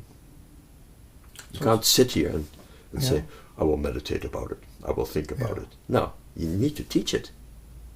You need to speak about it and say, hey, we are related to each other. Let's show this in our behavior. It will benefit both of us. So it's not about undoing separation, it's about discovering that we are all related. Confirming. Because there's no question about it. Okay. But when you see it, is that enough confirmation, or do you have to confirm it day after day after day? In your actions, in your words. Yeah. Until there will be peace. Until we're back in the Garden of Eden. It's a metaphor. Until we have undone or undreamt all this nightmare that we build together. I'm not saying that for everybody it's a nightmare, but for many, many, many of us it is a daily nightmare. And since they are in our dream, we have the honor and the privilege of solving that nightmare, bringing it to an end. It's an honor and it's a privilege. And if we don't do that, we will continue to be very, very unhappy and dissatisfied. Because we are treating ourselves or our neighbor or our children or the next generation in a bad way. That doesn't leave you satisfied. Yeah. So it's talking about it, it's having interviews like this, it's talking to people, it's taking on projects, saying, hey, I see here this and that in my town or in my society or in my country or my world. I want to take that on. I want to adopt that problem as mine. Because it is yours. But I will act as as such, that it is mine. I will not pretend that it's separate from It's me. outside of you. Yeah. In order to solve it, you have to say, this is mine. You collect a few people around you and you say, shall we, in the coming 5 months, solve this problem? And then when that's done, you collect another group of people and you say, shall we solve that problem? Because there's no problem without a solution. We make, who makes a distinction between problem and solution. So it's a new way of thinking. That's how you could do. Yeah. The who question, confirming this is mine, that problem is mine, that issue is mine, is a proactive, mature way, rather than saying, this is an illusion, it doesn't exist, or we don't exist, or there is no universe. What does that solve? It gives it sometimes some relief for me. Yeah, momentary. Yeah. But you talk about this also with people when you're waiting on the bus, or when you're in a cafeteria, or in a or in place. line in the supermarket. Yeah? Yes. But how do people react? No, but not in this long way. Oh, okay, yeah. But can you give an example how you bring about this? This is a long wait, somebody says. Yeah. I say, well, long doesn't really exist separate from short. But how do people react? They can... It does something. Yeah? I don't... Just one-liners. Speaking the truth Yeah. is very satisfying. Much more than saying a lie. Yeah, of course. So, do it. Yeah. Just speak the truth. The birds Yeah. have no such thing as lying to each other. They are not polite either. No. They say it as it is. They have no such thing as lying or being polite or not saying the truth or hypocritical behavior. They don't have that. Yeah. Why, when we see that it doesn't really solve anything or it doesn't make us happy, why continue doing that? Speak the truth. Long is not separate from short. Maybe for the rest of his life, that person says, wow, that problem's solved. Yeah. Next time I wait in line, I will read something, or I will look at the other people. Yeah. Have fun. Oh, I had a lot of fun today. I waited in line. Yeah. Cool. We did an interview in Dutch. People can watch that also. You do live sessions on Facebook sometimes. Is it in Dutch or in English? English mostly. Yeah. Mostly. How can people find you, Michael, who want to read more about you or get in touch with you? You can be my friend on Facebook. Michael Jacobs, Amsterdam. Yeah. Thanks again for this great talk. Mm-hmm. You're welcome. Yeah. Here we go again.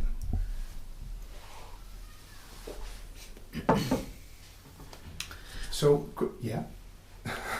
could this message just be summed up in 3 words?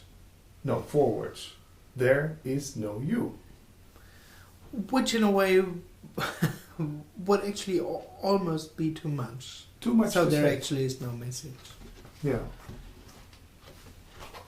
But still, we talk for half an hour. Yeah, apparently. Not really, but apparently. Yeah. Does it ever... So if you would assume that this is a message, this could be the message. There is no one.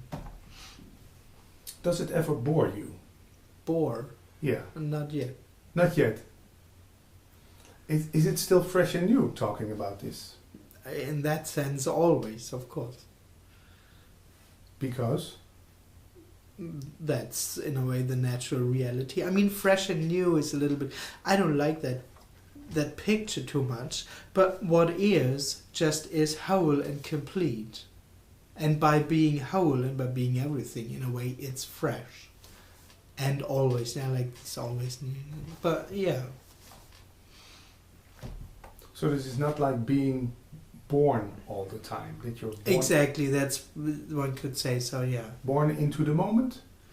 No, there is no such thing. As you say, this sounds like a process or something going on, or being new again, getting old, being new. No, it's just ungraspable.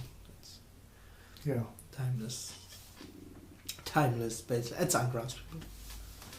So also no such thing as time. We haven't No. been talking for 30 minutes. No, of course not. No, we haven't been talking. That's it. Yeah. Yeah. But still there's a thought that I'm talking to you. Apparently. Not really, of course, but Yeah. yes, that is what apparently happened. Is it then imagination? Am I imagining that I'm talking to you? I would say experiencing. You are not really imagining it, but you are. When there is someone, there is an experience, an apparent experience of what happens. Yeah, but no experiencer. No, when there is an experience, there is also an experience. So there's also no experience. Apparently, that's the basic setup of separation. I experience something. Yeah, That's the dream. yeah. The dream of. And liberation, or in a way apparent liberation, is the collapse of that setup. It's the death of me, and together with that also the death of I experience something. I experience sitting here and having a talk. That's, for the me, that is the only reality. That's all it knows. I'm here and I experience that situation. Mhm. And I love it, or I hate it, or I want more of it. Exactly, with all consequences, with the story adding to it, and immediately having judging it. Is it Yeah. good? Is it bad? Regarding my goal, personal happiness, fulfillment. Yeah. Yeah, that's all additional. We have this movie called The Matrix. Do you see any similarities with that movie talking about this? Not really. No? No, because there is someone seeing through the dream. It's a nice picture, this whole... It's not what it seems like, but there's still someone who sees that. For you, there's no one seeing through the dream, because there is no one. And there is No actually dream. no dream. There's nothing to see through. Yeah. Yeah, great. It really sounds freeing, I must say. Yeah, it is. In that sense, it is. Yeah. Absolutely, yeah. It's freeing from reality. In the end, a reality that never existed, but yeah. Then one could say, are we taking this whole stuff too seriously? And then you say, well, there's no one who's taking it seriously. Or I mean, in a way, that's the burden of me, to live in reality. And in reality, everything gets meaningful. Because when I'm real, my experience is real, my suffering is real, my need is real, good and bad are real. Within the dream of me, everything is only real. And we could say that's its burden. But yes, it isn't real. It's real and unreal. And yes.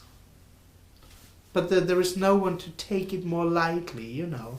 This would just be loosely speaking, so don't take it serious. It's not what's actually being said here. It's not what is suggested. It could become a new task. Me might start to take this very seriously. yeah, but I seriously try to not take it too serious. or I seriously try to get enlightened. Yeah, whatever. Yeah. But in the story, my father is in the hospital, and I see him suffering because he thinks it's all real. He thinks he's ill. He thinks he has to stay there for another week. You want to help someone. Okay. Is there any way to bring this message to someone who... No, of course not. Why not? Someone will never hear that message. There is no message. It's impossible. And You there is can't no bring someone. it to anyone. Yeah. It's just impossible. It would also be coming out of a misunderstanding that there is someone who needs something like that message. It would come out of the idea that there is someone who needs something additional.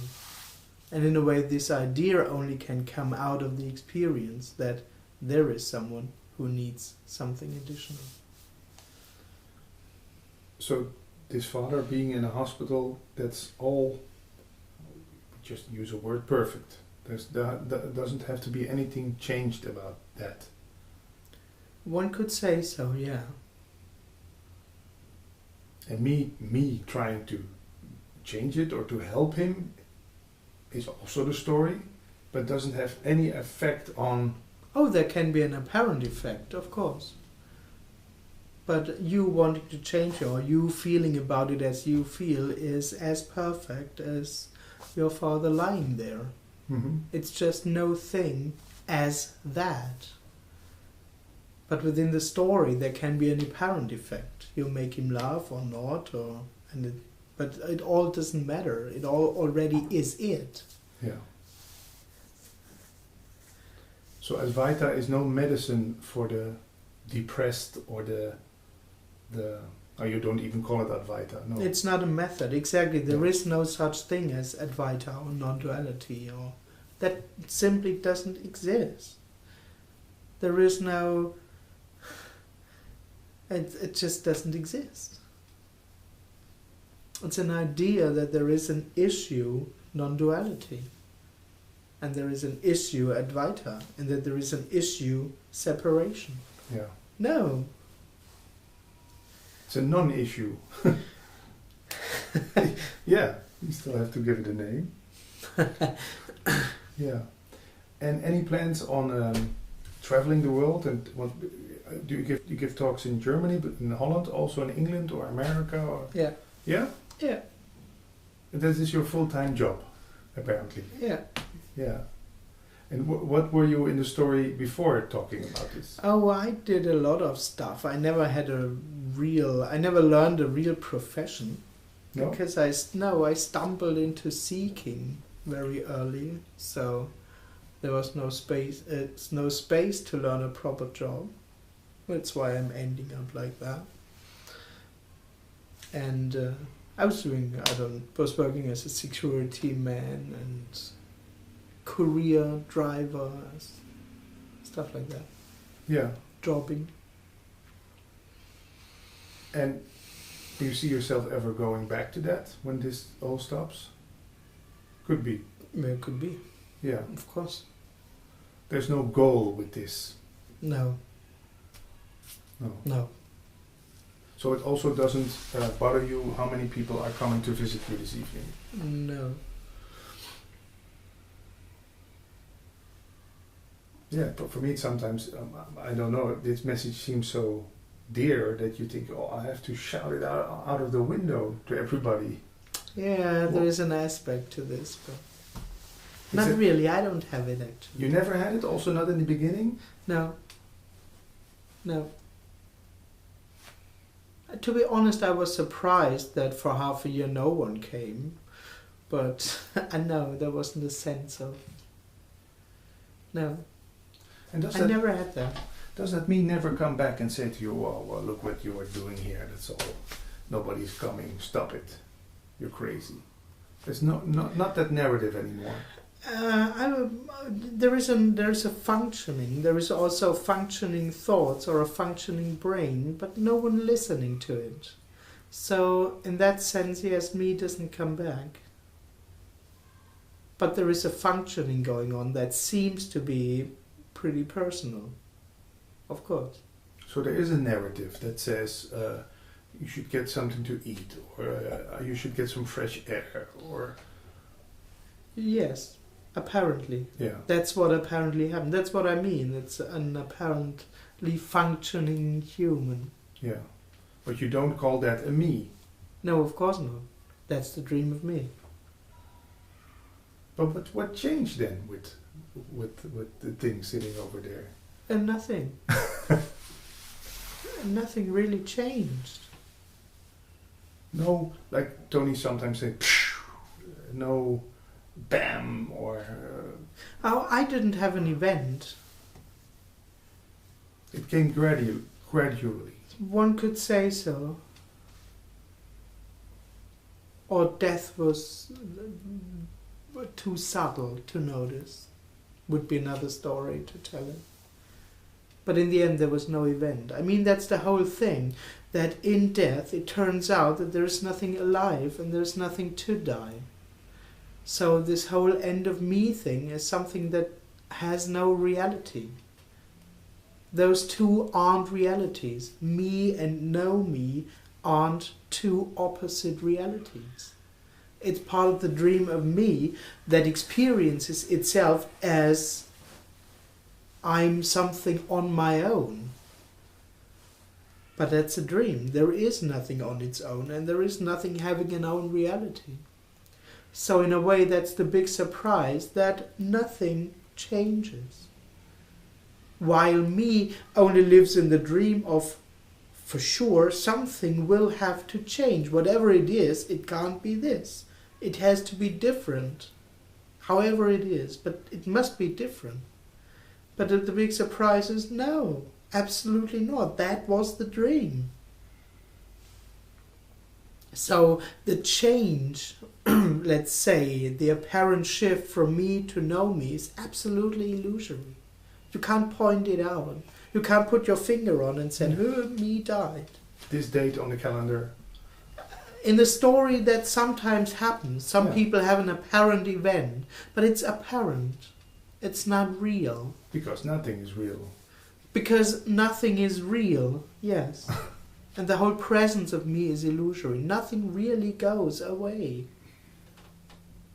It's good that is said, because sometimes it seems like you're waiting for something to happen. That's how me lives, exactly. It is waiting for something to happen. That's its whole experience. This isn't it. And something has still to happen. Yeah. No, of course not. That's the dream. It's this, as it is.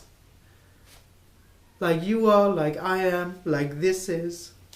Without anyone experiencing how it is. It just is as it is. Mm-hmm. There's no additional experience of that, but exactly that's it. With these thoughts and with these thoughts and these feelings and this room and this atmosphere, that's it. There's nothing else. Yeah. There's nothing to get, nothing to reach. And even this can't be experienced or doesn't have to be enjoyed or transcended or seen through or anything. This doesn't completely require anything. No recognition, no seeing of it, nothing, just nothing. So it's just for the joy of it. No, it's for nothing. It's for nothing. No, it's not even for the joy of it. Still looking for a reason. Yeah. Yeah, great. Tonight when I'm going to bed, what happens then? Yeah, Also nothing. No thing. That Yeah. you go to bed is the story. Yeah. But the story goes away when I'm in dreamless sleep. Then you are not there. Yeah. And we love that. Or it seems like we love that. When you don't have that dreamless sleep, you say, well, I didn't sleep that well last night. Yeah. So is that the moment when everything isn't contracted anymore? One could say so. There's no self-consciousness. Yeah. And one could say as a story, liberation is when in the morning no one wakes up. So Liberation is just like going to sleep and never waking up again. So that's what I sometimes call it death. Is that what happens with death? Yeah, exactly. It's Yeah. like going to sleep and not waking up again. Yeah. So we don't have to be afraid of death. Could be. Yes and no. I mean, for me, being afraid of death is quite logic, because all it have is the illusion of being alive. Yeah. But of course, being alive is the illusion, so there is no real death, and there's nothing to be afraid of. Yes. Yeah. And the word love, can I bring that to the table? What is love? This is love. One could say so. So we are making love right now. No, there's no we that is making love. Yeah. Are we being in love? No. No. Is being the love. It depends on how you define love, but you can use love for the unknown, because there's just no one there experiencing it as not it. There's no one running with it and saying, this can't be, this isn't allowed, fighting is not allowed. That's just not happening. That's love. No adult watching. And your partner, he or she, is she, or is it he or she? It's she. Okay, yeah, it could be. Yeah. Of course. Is that a different kind of love then? No. That's what apparently that's how you define love. There also can be an apparent feeling of love or attraction that Is it can stronger? happen too.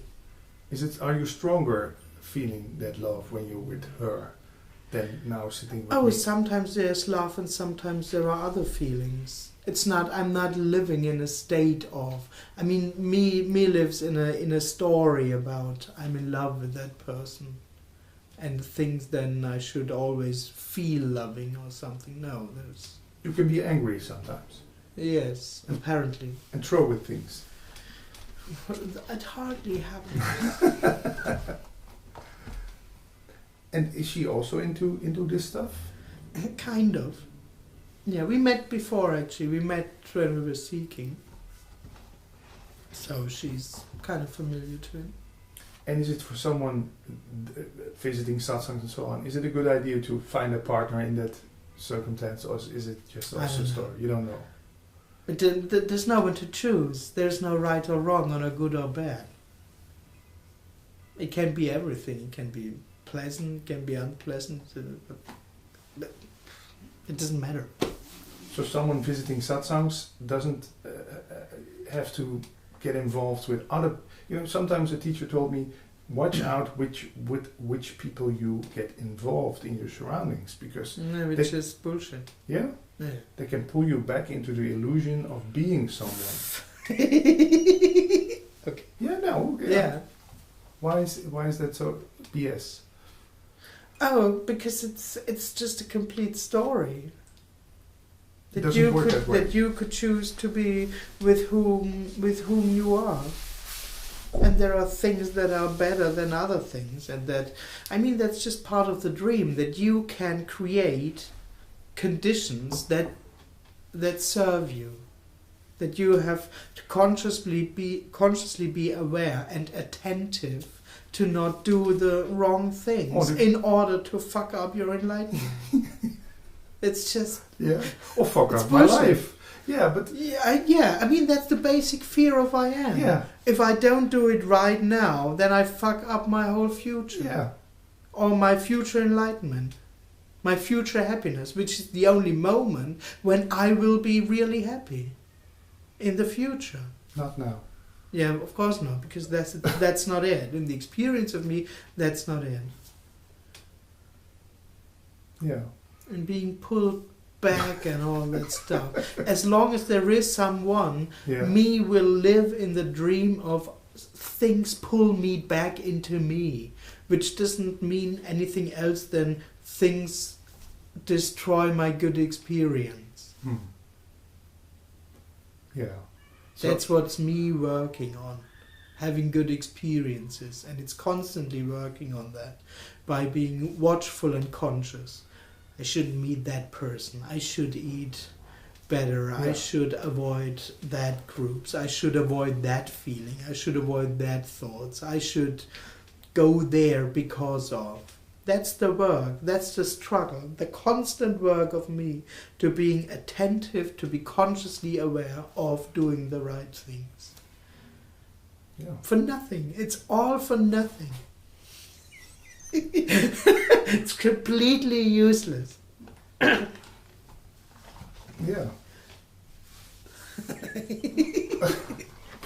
But one can live a whole life apparently like that. Yeah, most people do Yeah. that. Most apparent people do that, of course. Isn't that a shame? No, because it's not real. Okay, so nothing to worry about. No, of course not. No. And nothing for me to help those people. In a way, that's the story. That there are people living as me is the story. Yeah. It is what apparently happens. And obviously it's a story, but obviously no thing appears as the sense of me, and people, apparently people running around seeking for oneness. That's it. Yeah. That's already it.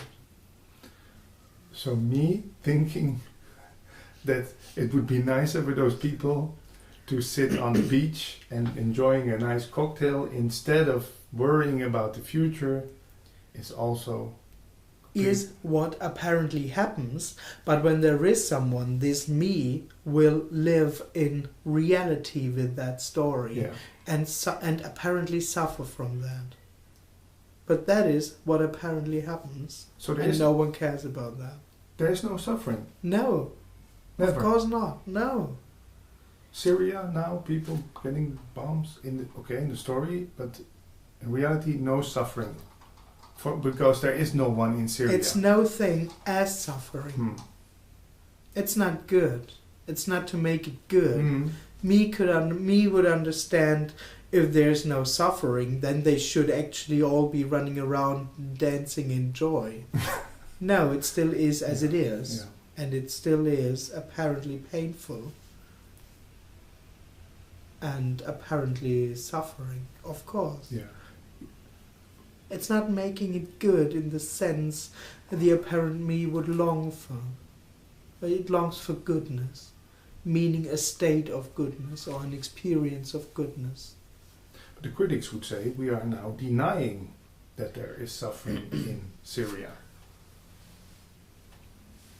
I'm not denying, in that sense, I'm not denying the suffering in Syria, I'm denying the reality of it, which just cannot be grasped. Yeah, and that cannot be discussed. It cannot be discussed.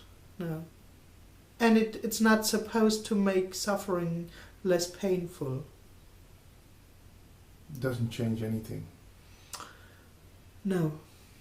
Not in the sense me would assume it. Because me would assume a real change in the story, because it experiences everything as real.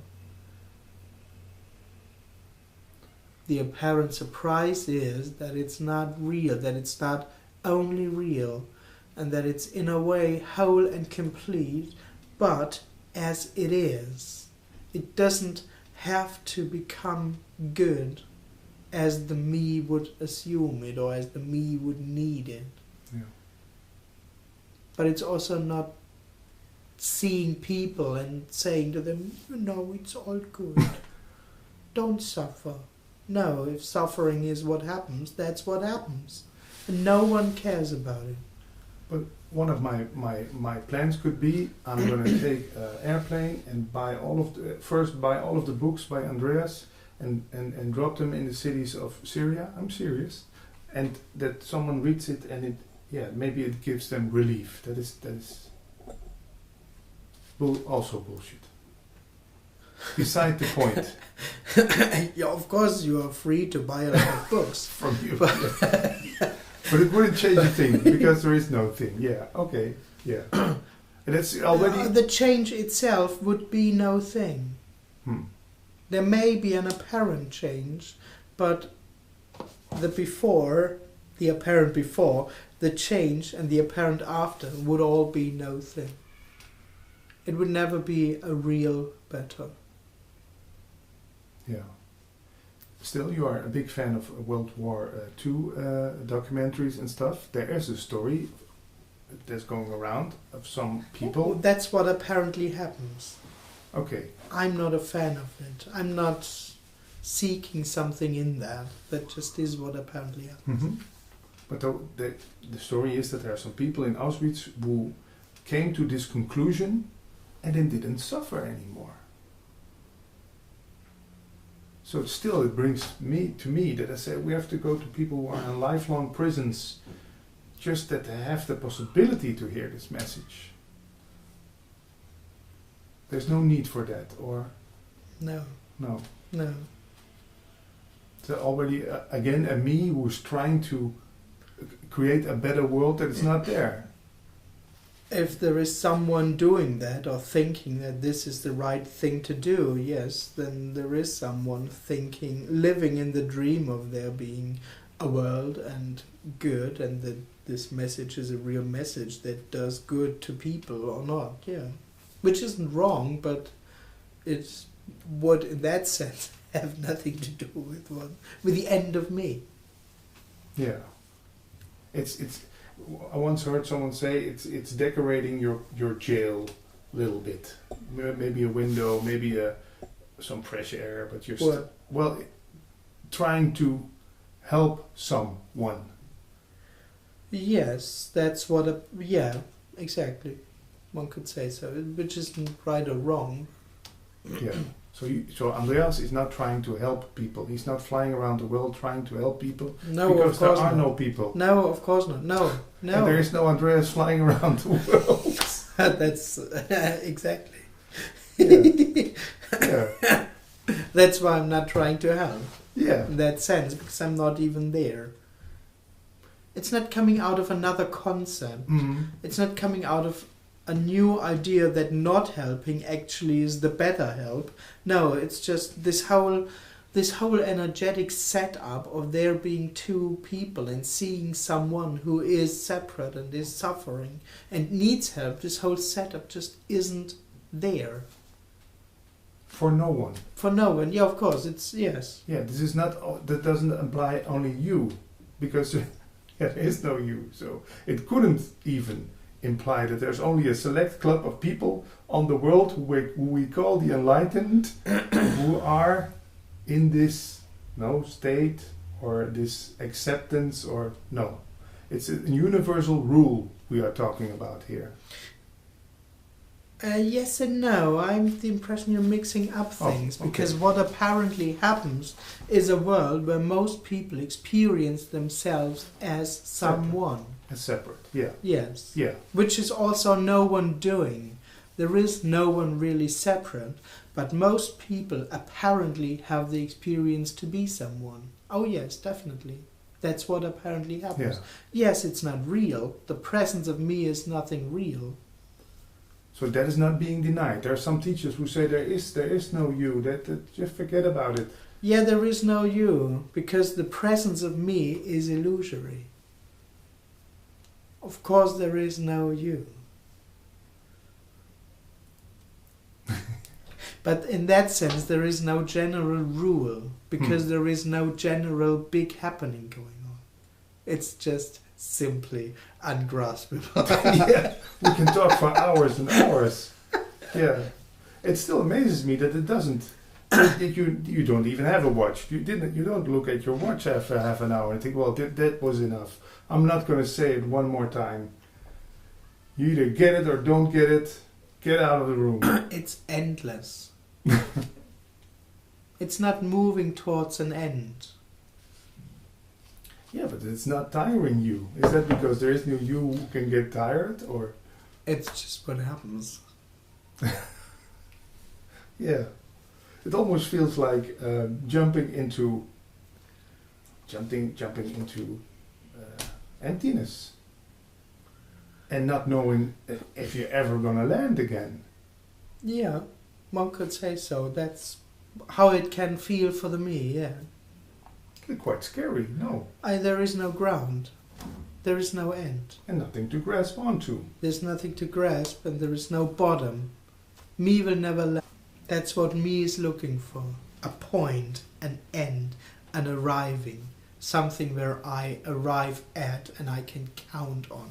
That's part of the dream that doesn't exist. There is no arriving anywhere. Still, teachers tell me I'm searching for home. then there is no home also. Of course, there is no home. It sounds so pointless. It is pointless. Of course. So, after traveling the apparent world, aren't you glad that you are back in Stuttgart and then finally get home again and get into your nice couch and sit in front of the TV and think, That's what apparently happens, but there is no experience of it being real. There is no experience of there being someone on the road longing for a rest. Me experiences itself as being on a path, as moving forward in time, and it looks for an experience of arriving, of resting in small things, or one could say, as it experiences me, the arriving in small things, like coming home after a trip, for a moment it has the experience of that would be another assumption for enlightenment, that I experience it in small things, and enlightenment is the one big me arriving experience. Yeah. No such thing. No, there's no experience of that here. You might see me sliding on the sofa, but there's no experience of that being a point, coming to a point. But of course there is no one experiencing himself being moving on in the first place. So without that experience, the whole idea of arriving somewhere just falls away. I haven't arrived. There is no one to arrive. Yeah, that makes something clear to me, because if I understand you right, because I always have the feeling I have to go on vacation, and then when I'm on vacation, I have the feeling I have to go home. And then when you're home again, you think I have to go on vacation. It goes on and on and on. Yeah, of course. When there is someone, it just goes on. Never stops. And it never stops, exactly. I have to move to another town. I get to the town, I shouldn't have moved to the other town. I should have buy a camper and travel around the world. Really. It's just empty. I mean, this sense of arriving is just part of the dream of I am. But in the end, it's nothing. It's not a real arriving. It's not real. It doesn't give something. There's nothing in there for me. It's just completely empty and nothing. So it doesn't stop the seeking at all. The seeking doesn't get the need of the seeker doesn't get fulfilled at all by any experience, and also not by the experience of arriving. It's just nothing.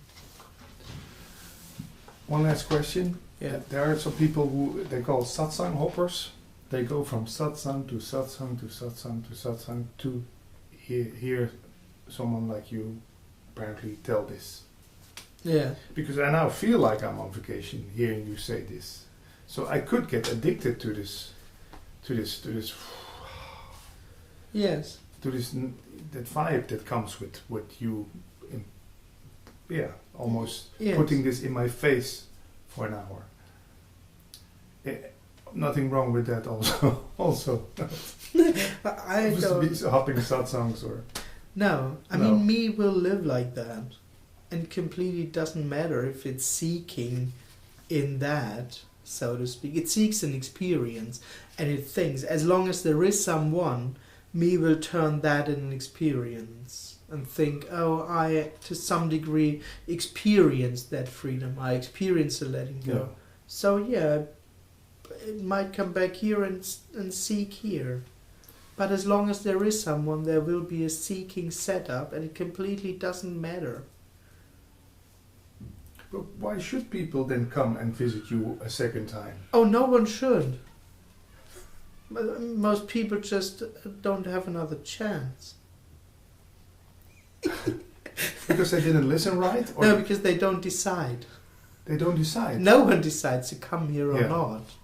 It's just what's apparently happening. Exactly. So it doesn't also... But no one has to come here. It's not good. And it also doesn't bother you that you see the same faces for years and years on. You think, oh, don't you get it? No, of course not. No. It's not moving towards a goal. No. It has no direction. And as long there is me, there will this setup be running. It's ending not because it's supposed to end or because it's right to end. It's ending because it is what apparently happens. But this isn't moving towards the goal of people losing their me and being free afterwards. No, not at all. This setup, this story doesn't exist. It's free already. Asking and answering is free already. It doesn't need, also there, it doesn't require an understanding to end this. It's not about ending something. Not about getting it. It's not about getting. It's not about anything. So no diploma at the end. Here you go. No. Signed by Andreas. You have now arrived Nowhere. nowhere. You have failed to survive. Yeah. Now get out of the room. Yeah. No. No. Is he? For people who missed you this time, there are no people missing you, but just in the story. Yeah. How often do you come to the Netherlands to talk about this? I don't know how it will continue, but I think twice a year. Mm-hmm. There are talks on YouTube from every meeting. Also, no. Just some meetings. Yeah. There's a book. One English book and 2 German books. Can we have the titles? Okay. Of all 3? Or? Yes, please. Okay. We want to give you some promotion at the end. Okay. I'm completely not used. I don't want to answer that. No. Okay. That gets tough now. The first book is called Weihnachten. Doch, Weihnachten hat es nie gegeben. Okay. It never gave Christmas. Christmas never happened. Christmas never. That's a great. Yes. The English book is called No Thing, Ungraspable Freedom. Mm-hmm. And the brand new German book is called Freedom of the Life and Death of a Phantom, I think. How do you call it in German? Freiheit vom Leben und Sterben eines Phantoms. And is it going to be in English? I don't know. There's no book in Dutch then. That's true. I could ask some friends at Samsara, the Dutch publishing company, if they're interested. But let's see what happens. And the website is Andreas. No, thetimelesswonder.com. So that is what we were talking about, the timeless wonder. Which is no thing. Yeah.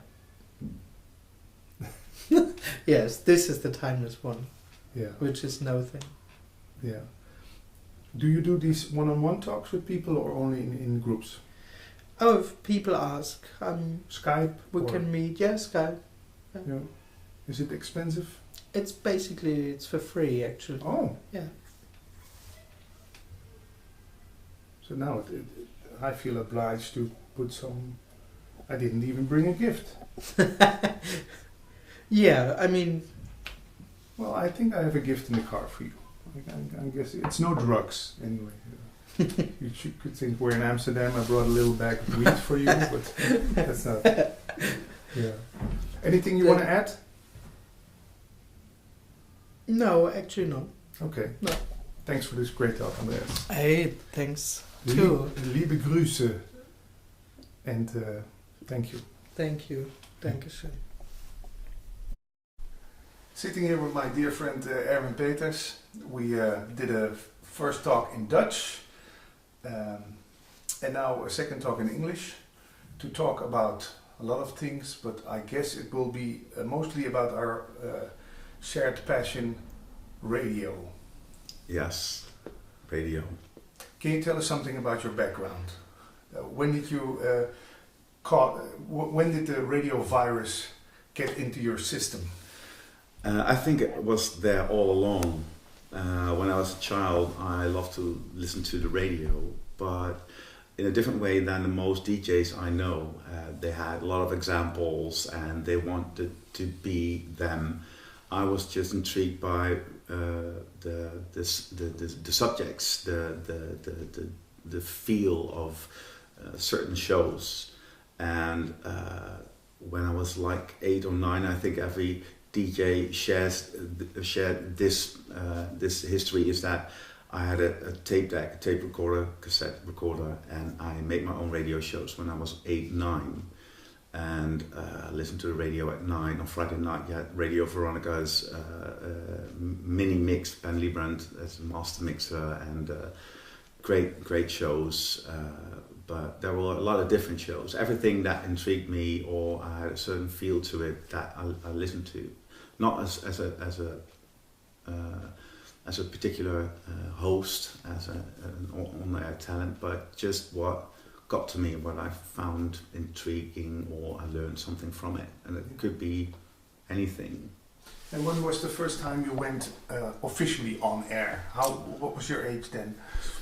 That was the summer of 1990, July 1990, and I was a bit older than most DJs I know. They started earlier. It was a local radio station, Keizerstad, in the vicinity of Nijmegen. It was an old pirate station. Well known, yeah. And they just got legit, and it was 1990. I was 21. Yes, okay. I was 21, yeah. And what did you start doing? A daily show or just a weekly show? Or? No, it was at night. It was at night in the weekend, I believe. It was fantastic. I can remember it as a day it was yesterday. Yeah. You chose your own music? Yes, I did. Yeah, that was with just vinyl. We had a whole library, and then before your show starts, you picked your own music.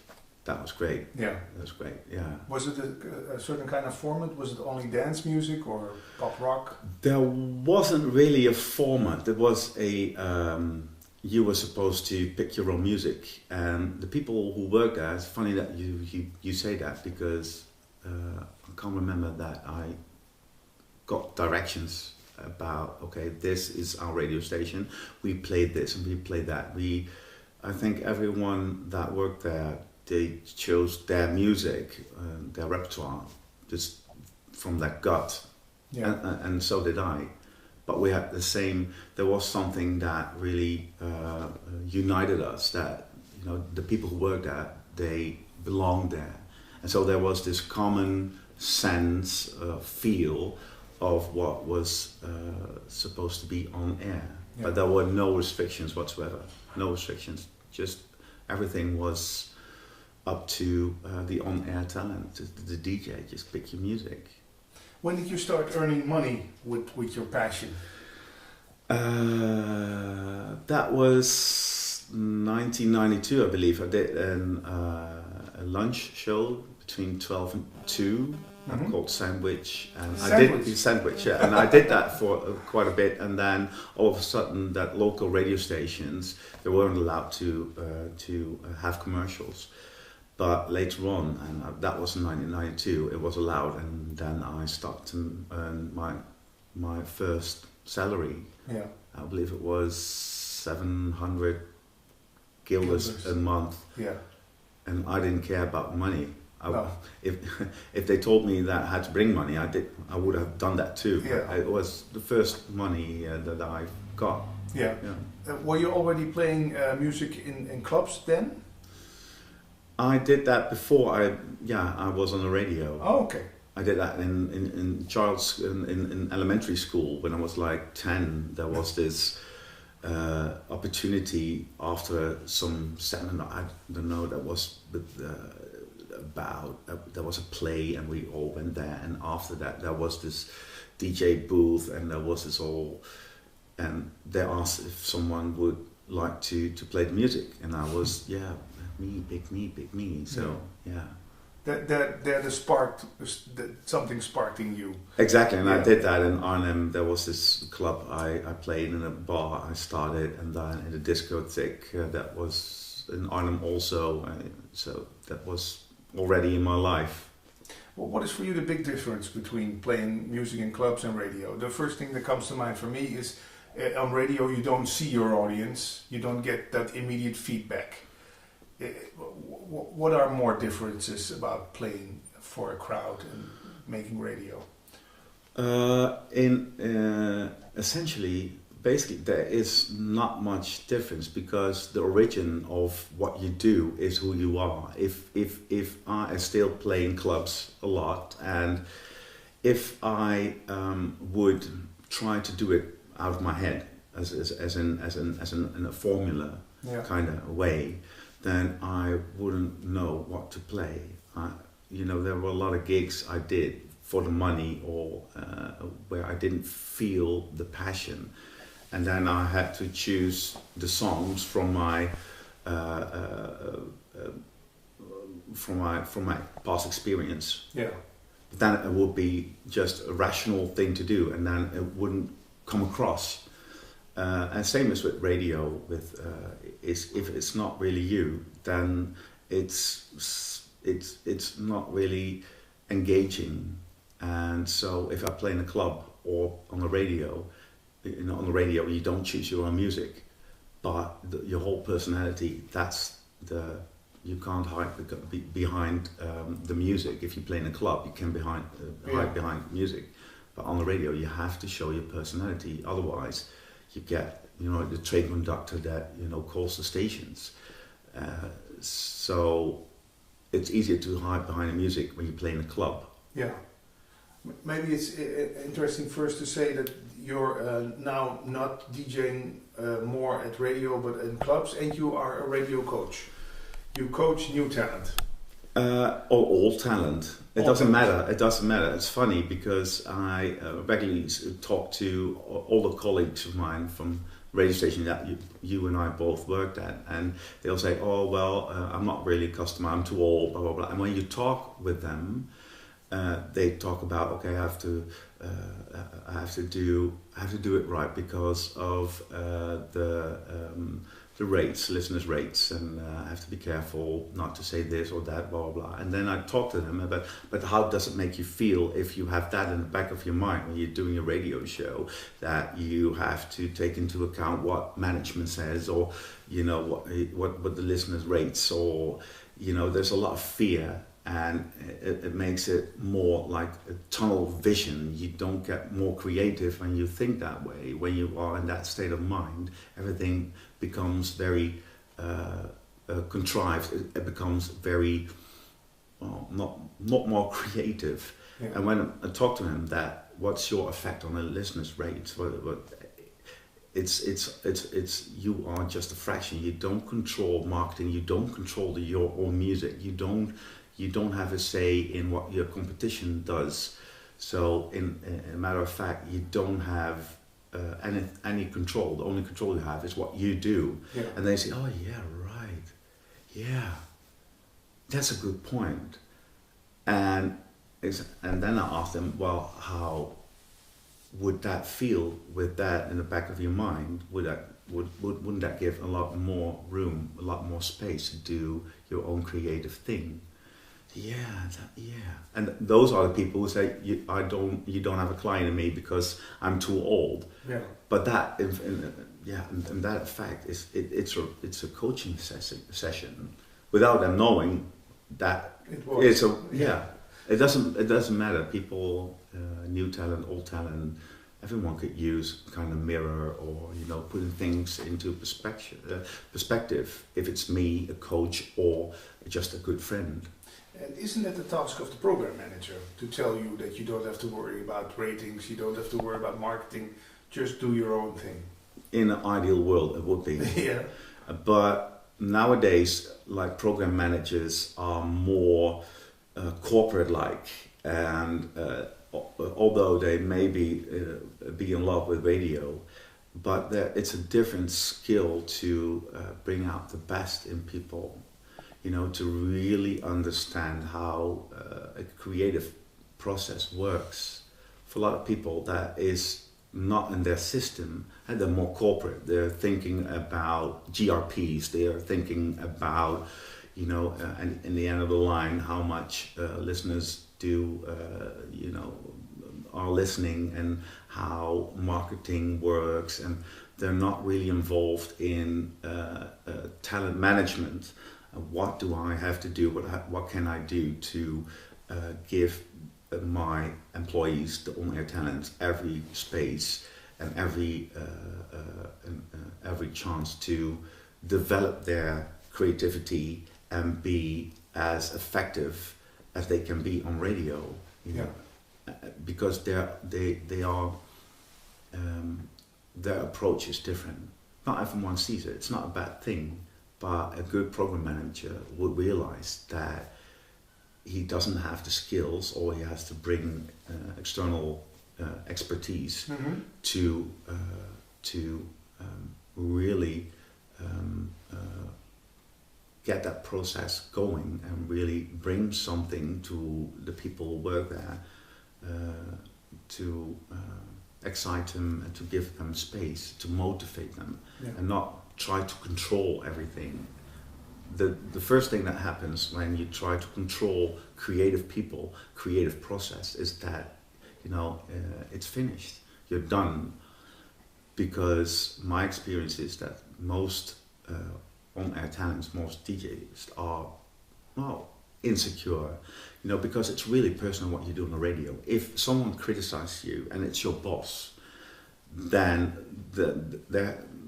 then a few things happen. You think, oh my God, my job is on the line. I have to be careful what I say because I don't want to lose my job. Yeah. It's just, you know, I need the money, I need the gig, and it's a rejection of, it feels like a personal rejection. And that's what happens to people who are insecure. They feel it as a personal rejection. Yeah. And that you have to be careful for, because people won't take any risk. They won't expand. They won't try. You have to really encourage people to make mistakes. To make mistakes. Yeah. To make mistakes. To bring out their personality, their own skills, who they are as a person. That's the only factor that really makes people want to listen. Yeah. Sometimes for us DJs, we think that our radio show is like a exam at school where we have to score an A or a 10, as we say here in Dutch. But we also know that the best radio shows, when you're going to examine them, you sometimes make mistakes. You said wrong things, but it had a great vibe. It had the right atmosphere. So it's not about perfection in radio. It's not about, and you know what? I think we as it's not only about us as DJs, but everyone who really puts their heart in what they are doing. They already set the benchmark somewhere here. We don't need anyone to tell us that we have to do our best, that we have to go for an A every time. We know that because we're passionate about what we're doing. Yeah. We are never satisfied. I've never had a radio show and I thought, okay, well, this was it. This was my best. It's never good enough. So we don't need, if you have an on-air talent, which you have to tell every time you need to do your best. If someone's not performing, then that someone is not in the right place. Then that's the indication that, you know, you have to make sure that, or that person is not in the right place, right station, or it's not just the right job for that person. You have to be honest about that. You don't have to motivate DJs. If you are passionate, and it doesn't matter which field. Exactly. Same with nurses, doctors, people who are waiters. You know, it's not something you learn. It's something that you have in you, and you really. And when you're passionate, you don't need people to tell you need to be better at your job or take more motivated. Exactly. Yeah. For the right way, we have to say that after all those local stations, you've been a national DJ on Radio Veronica FM, you're in FM. Just for the picture. For the last 16 years, yeah. For people who don't know you, they think, well, what's this guy talking about? He was only on local radio. No, you've been on national radio too. And what's interesting about you, we have the same passion for radio teachers from America. You listen to a lot of Dan O'Day, Randy Michaels. You just let me hear a little thing. What's the thing? Let's start with Dan O'Day. What's the thing you learned from him most? I learned from everyone. Dan O'Day has always been someone who, because it wasn't available in Holland. There's no one like Dan O'Day, and because it was very clear, and it was very he was very clear in what he wanted to say, and very practical, and you could use it right away. And Randy Michaels, I just let you listen to a piece, and can you believe it? It's from the 90s. That piece about programming, about that radio programming. It's not paint by numbers.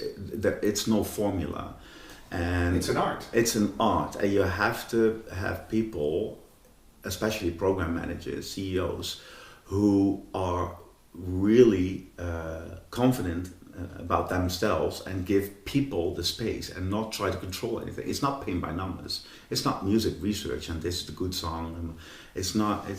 You're not a bookkeeper as a music director. You have to put your heart and soul in it, and you have to give people every opportunity to shine and to develop themselves. And not try to interfere, not to try to control or directly direct people to a certain point, because it's deadly for creativity to want to have more control. It's absolutely devastating to creative people, to creative minds. People get scared. You just talked about Dan O'Day in past tense. That's a comment I hear sometimes from even program managers of national radio stations.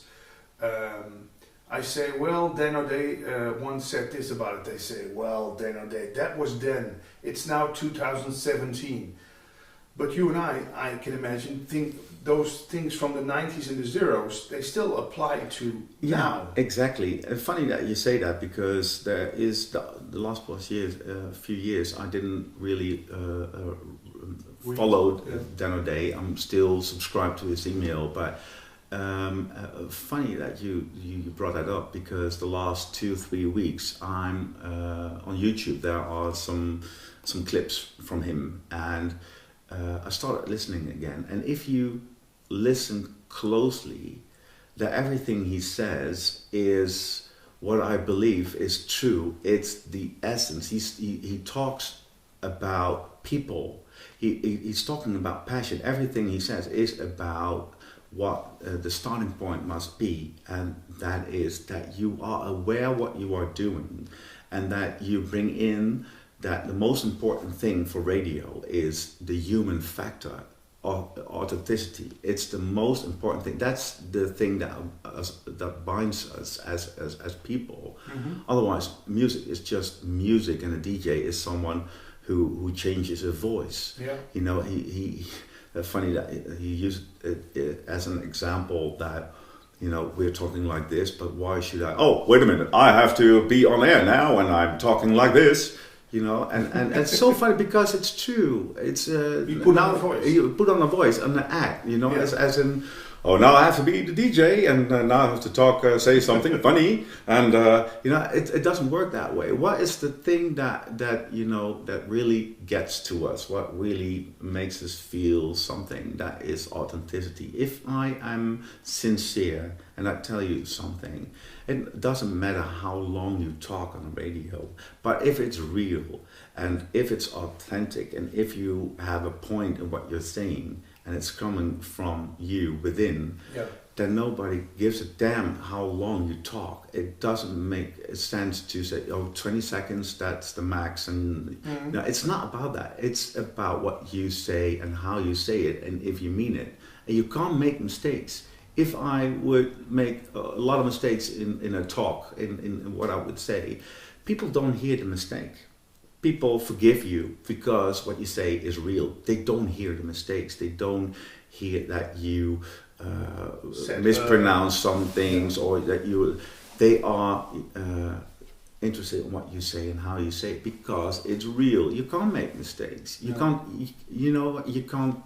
It's possible you talk like half an hour, as long as it's sincere, it's real. Yeah. Then people don't, have an idea how long you talk. But if you talk about something and you read it from the paper, or you copy paste something, and it isn't interesting, it isn't you, and it isn't your perspective, it's boring. And Yeah. people wouldn't immediately say maybe it's the what he's saying is not interesting, but he has an annoying voice, or they play music, or they're too they talk too much. People say they talk too much because it's not interesting. Yeah. That's it. Dan O'Day gives a lot of examples from that. I learned so much from him. He says, when you call a friend and you read something interesting in the paper, you're going to tell that friend what you read in the paper. You're Exactly. not going to read the whole article to him. He's going to hang up. It's your own personal perspective of that. It's your own angle. Yeah. It's it's something that did something to you, and what you perceived from it. Yeah. And what's your point of view on it? Make it exactly your what your angle. Why did it trigger you? Yeah.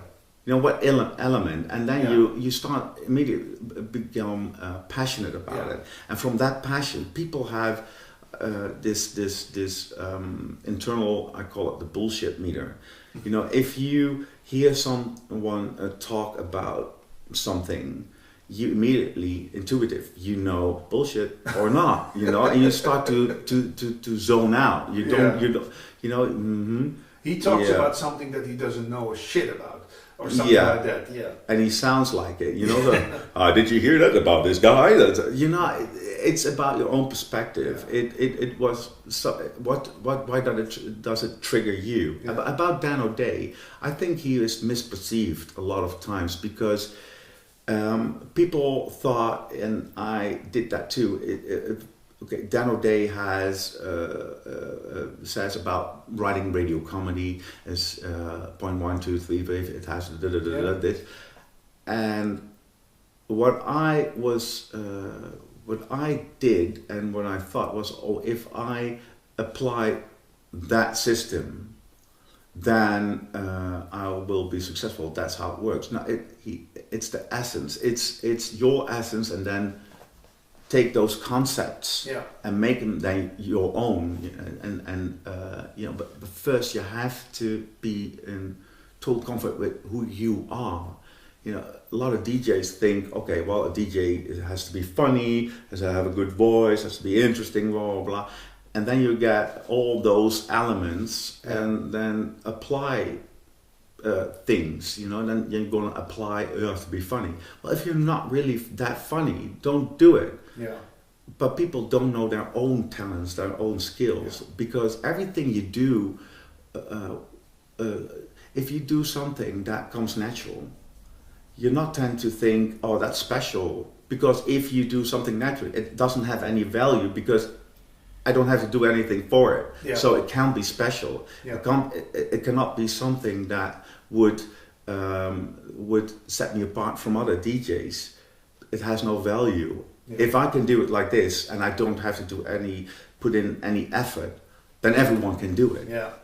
And what I see is that when I coach DJs, is that they're not aware of their own skills. But what happens if they hear it, if they believe it, if they become aware of, that's me, that's who defines me as a person. But there is no DJ and a person. Yeah. There's only the person. So it's not, I want to become a DJ, what I have to do. It's who am I as a person. Yeah. You bring your personality to your work, or the studio. There is no separation between those two. And the thing that makes radio, makes people, the people who are to be considered as most inspiring and most interesting, are the people who are themselves. Yeah, that's what Dan O'Day talked about in one of his seminars.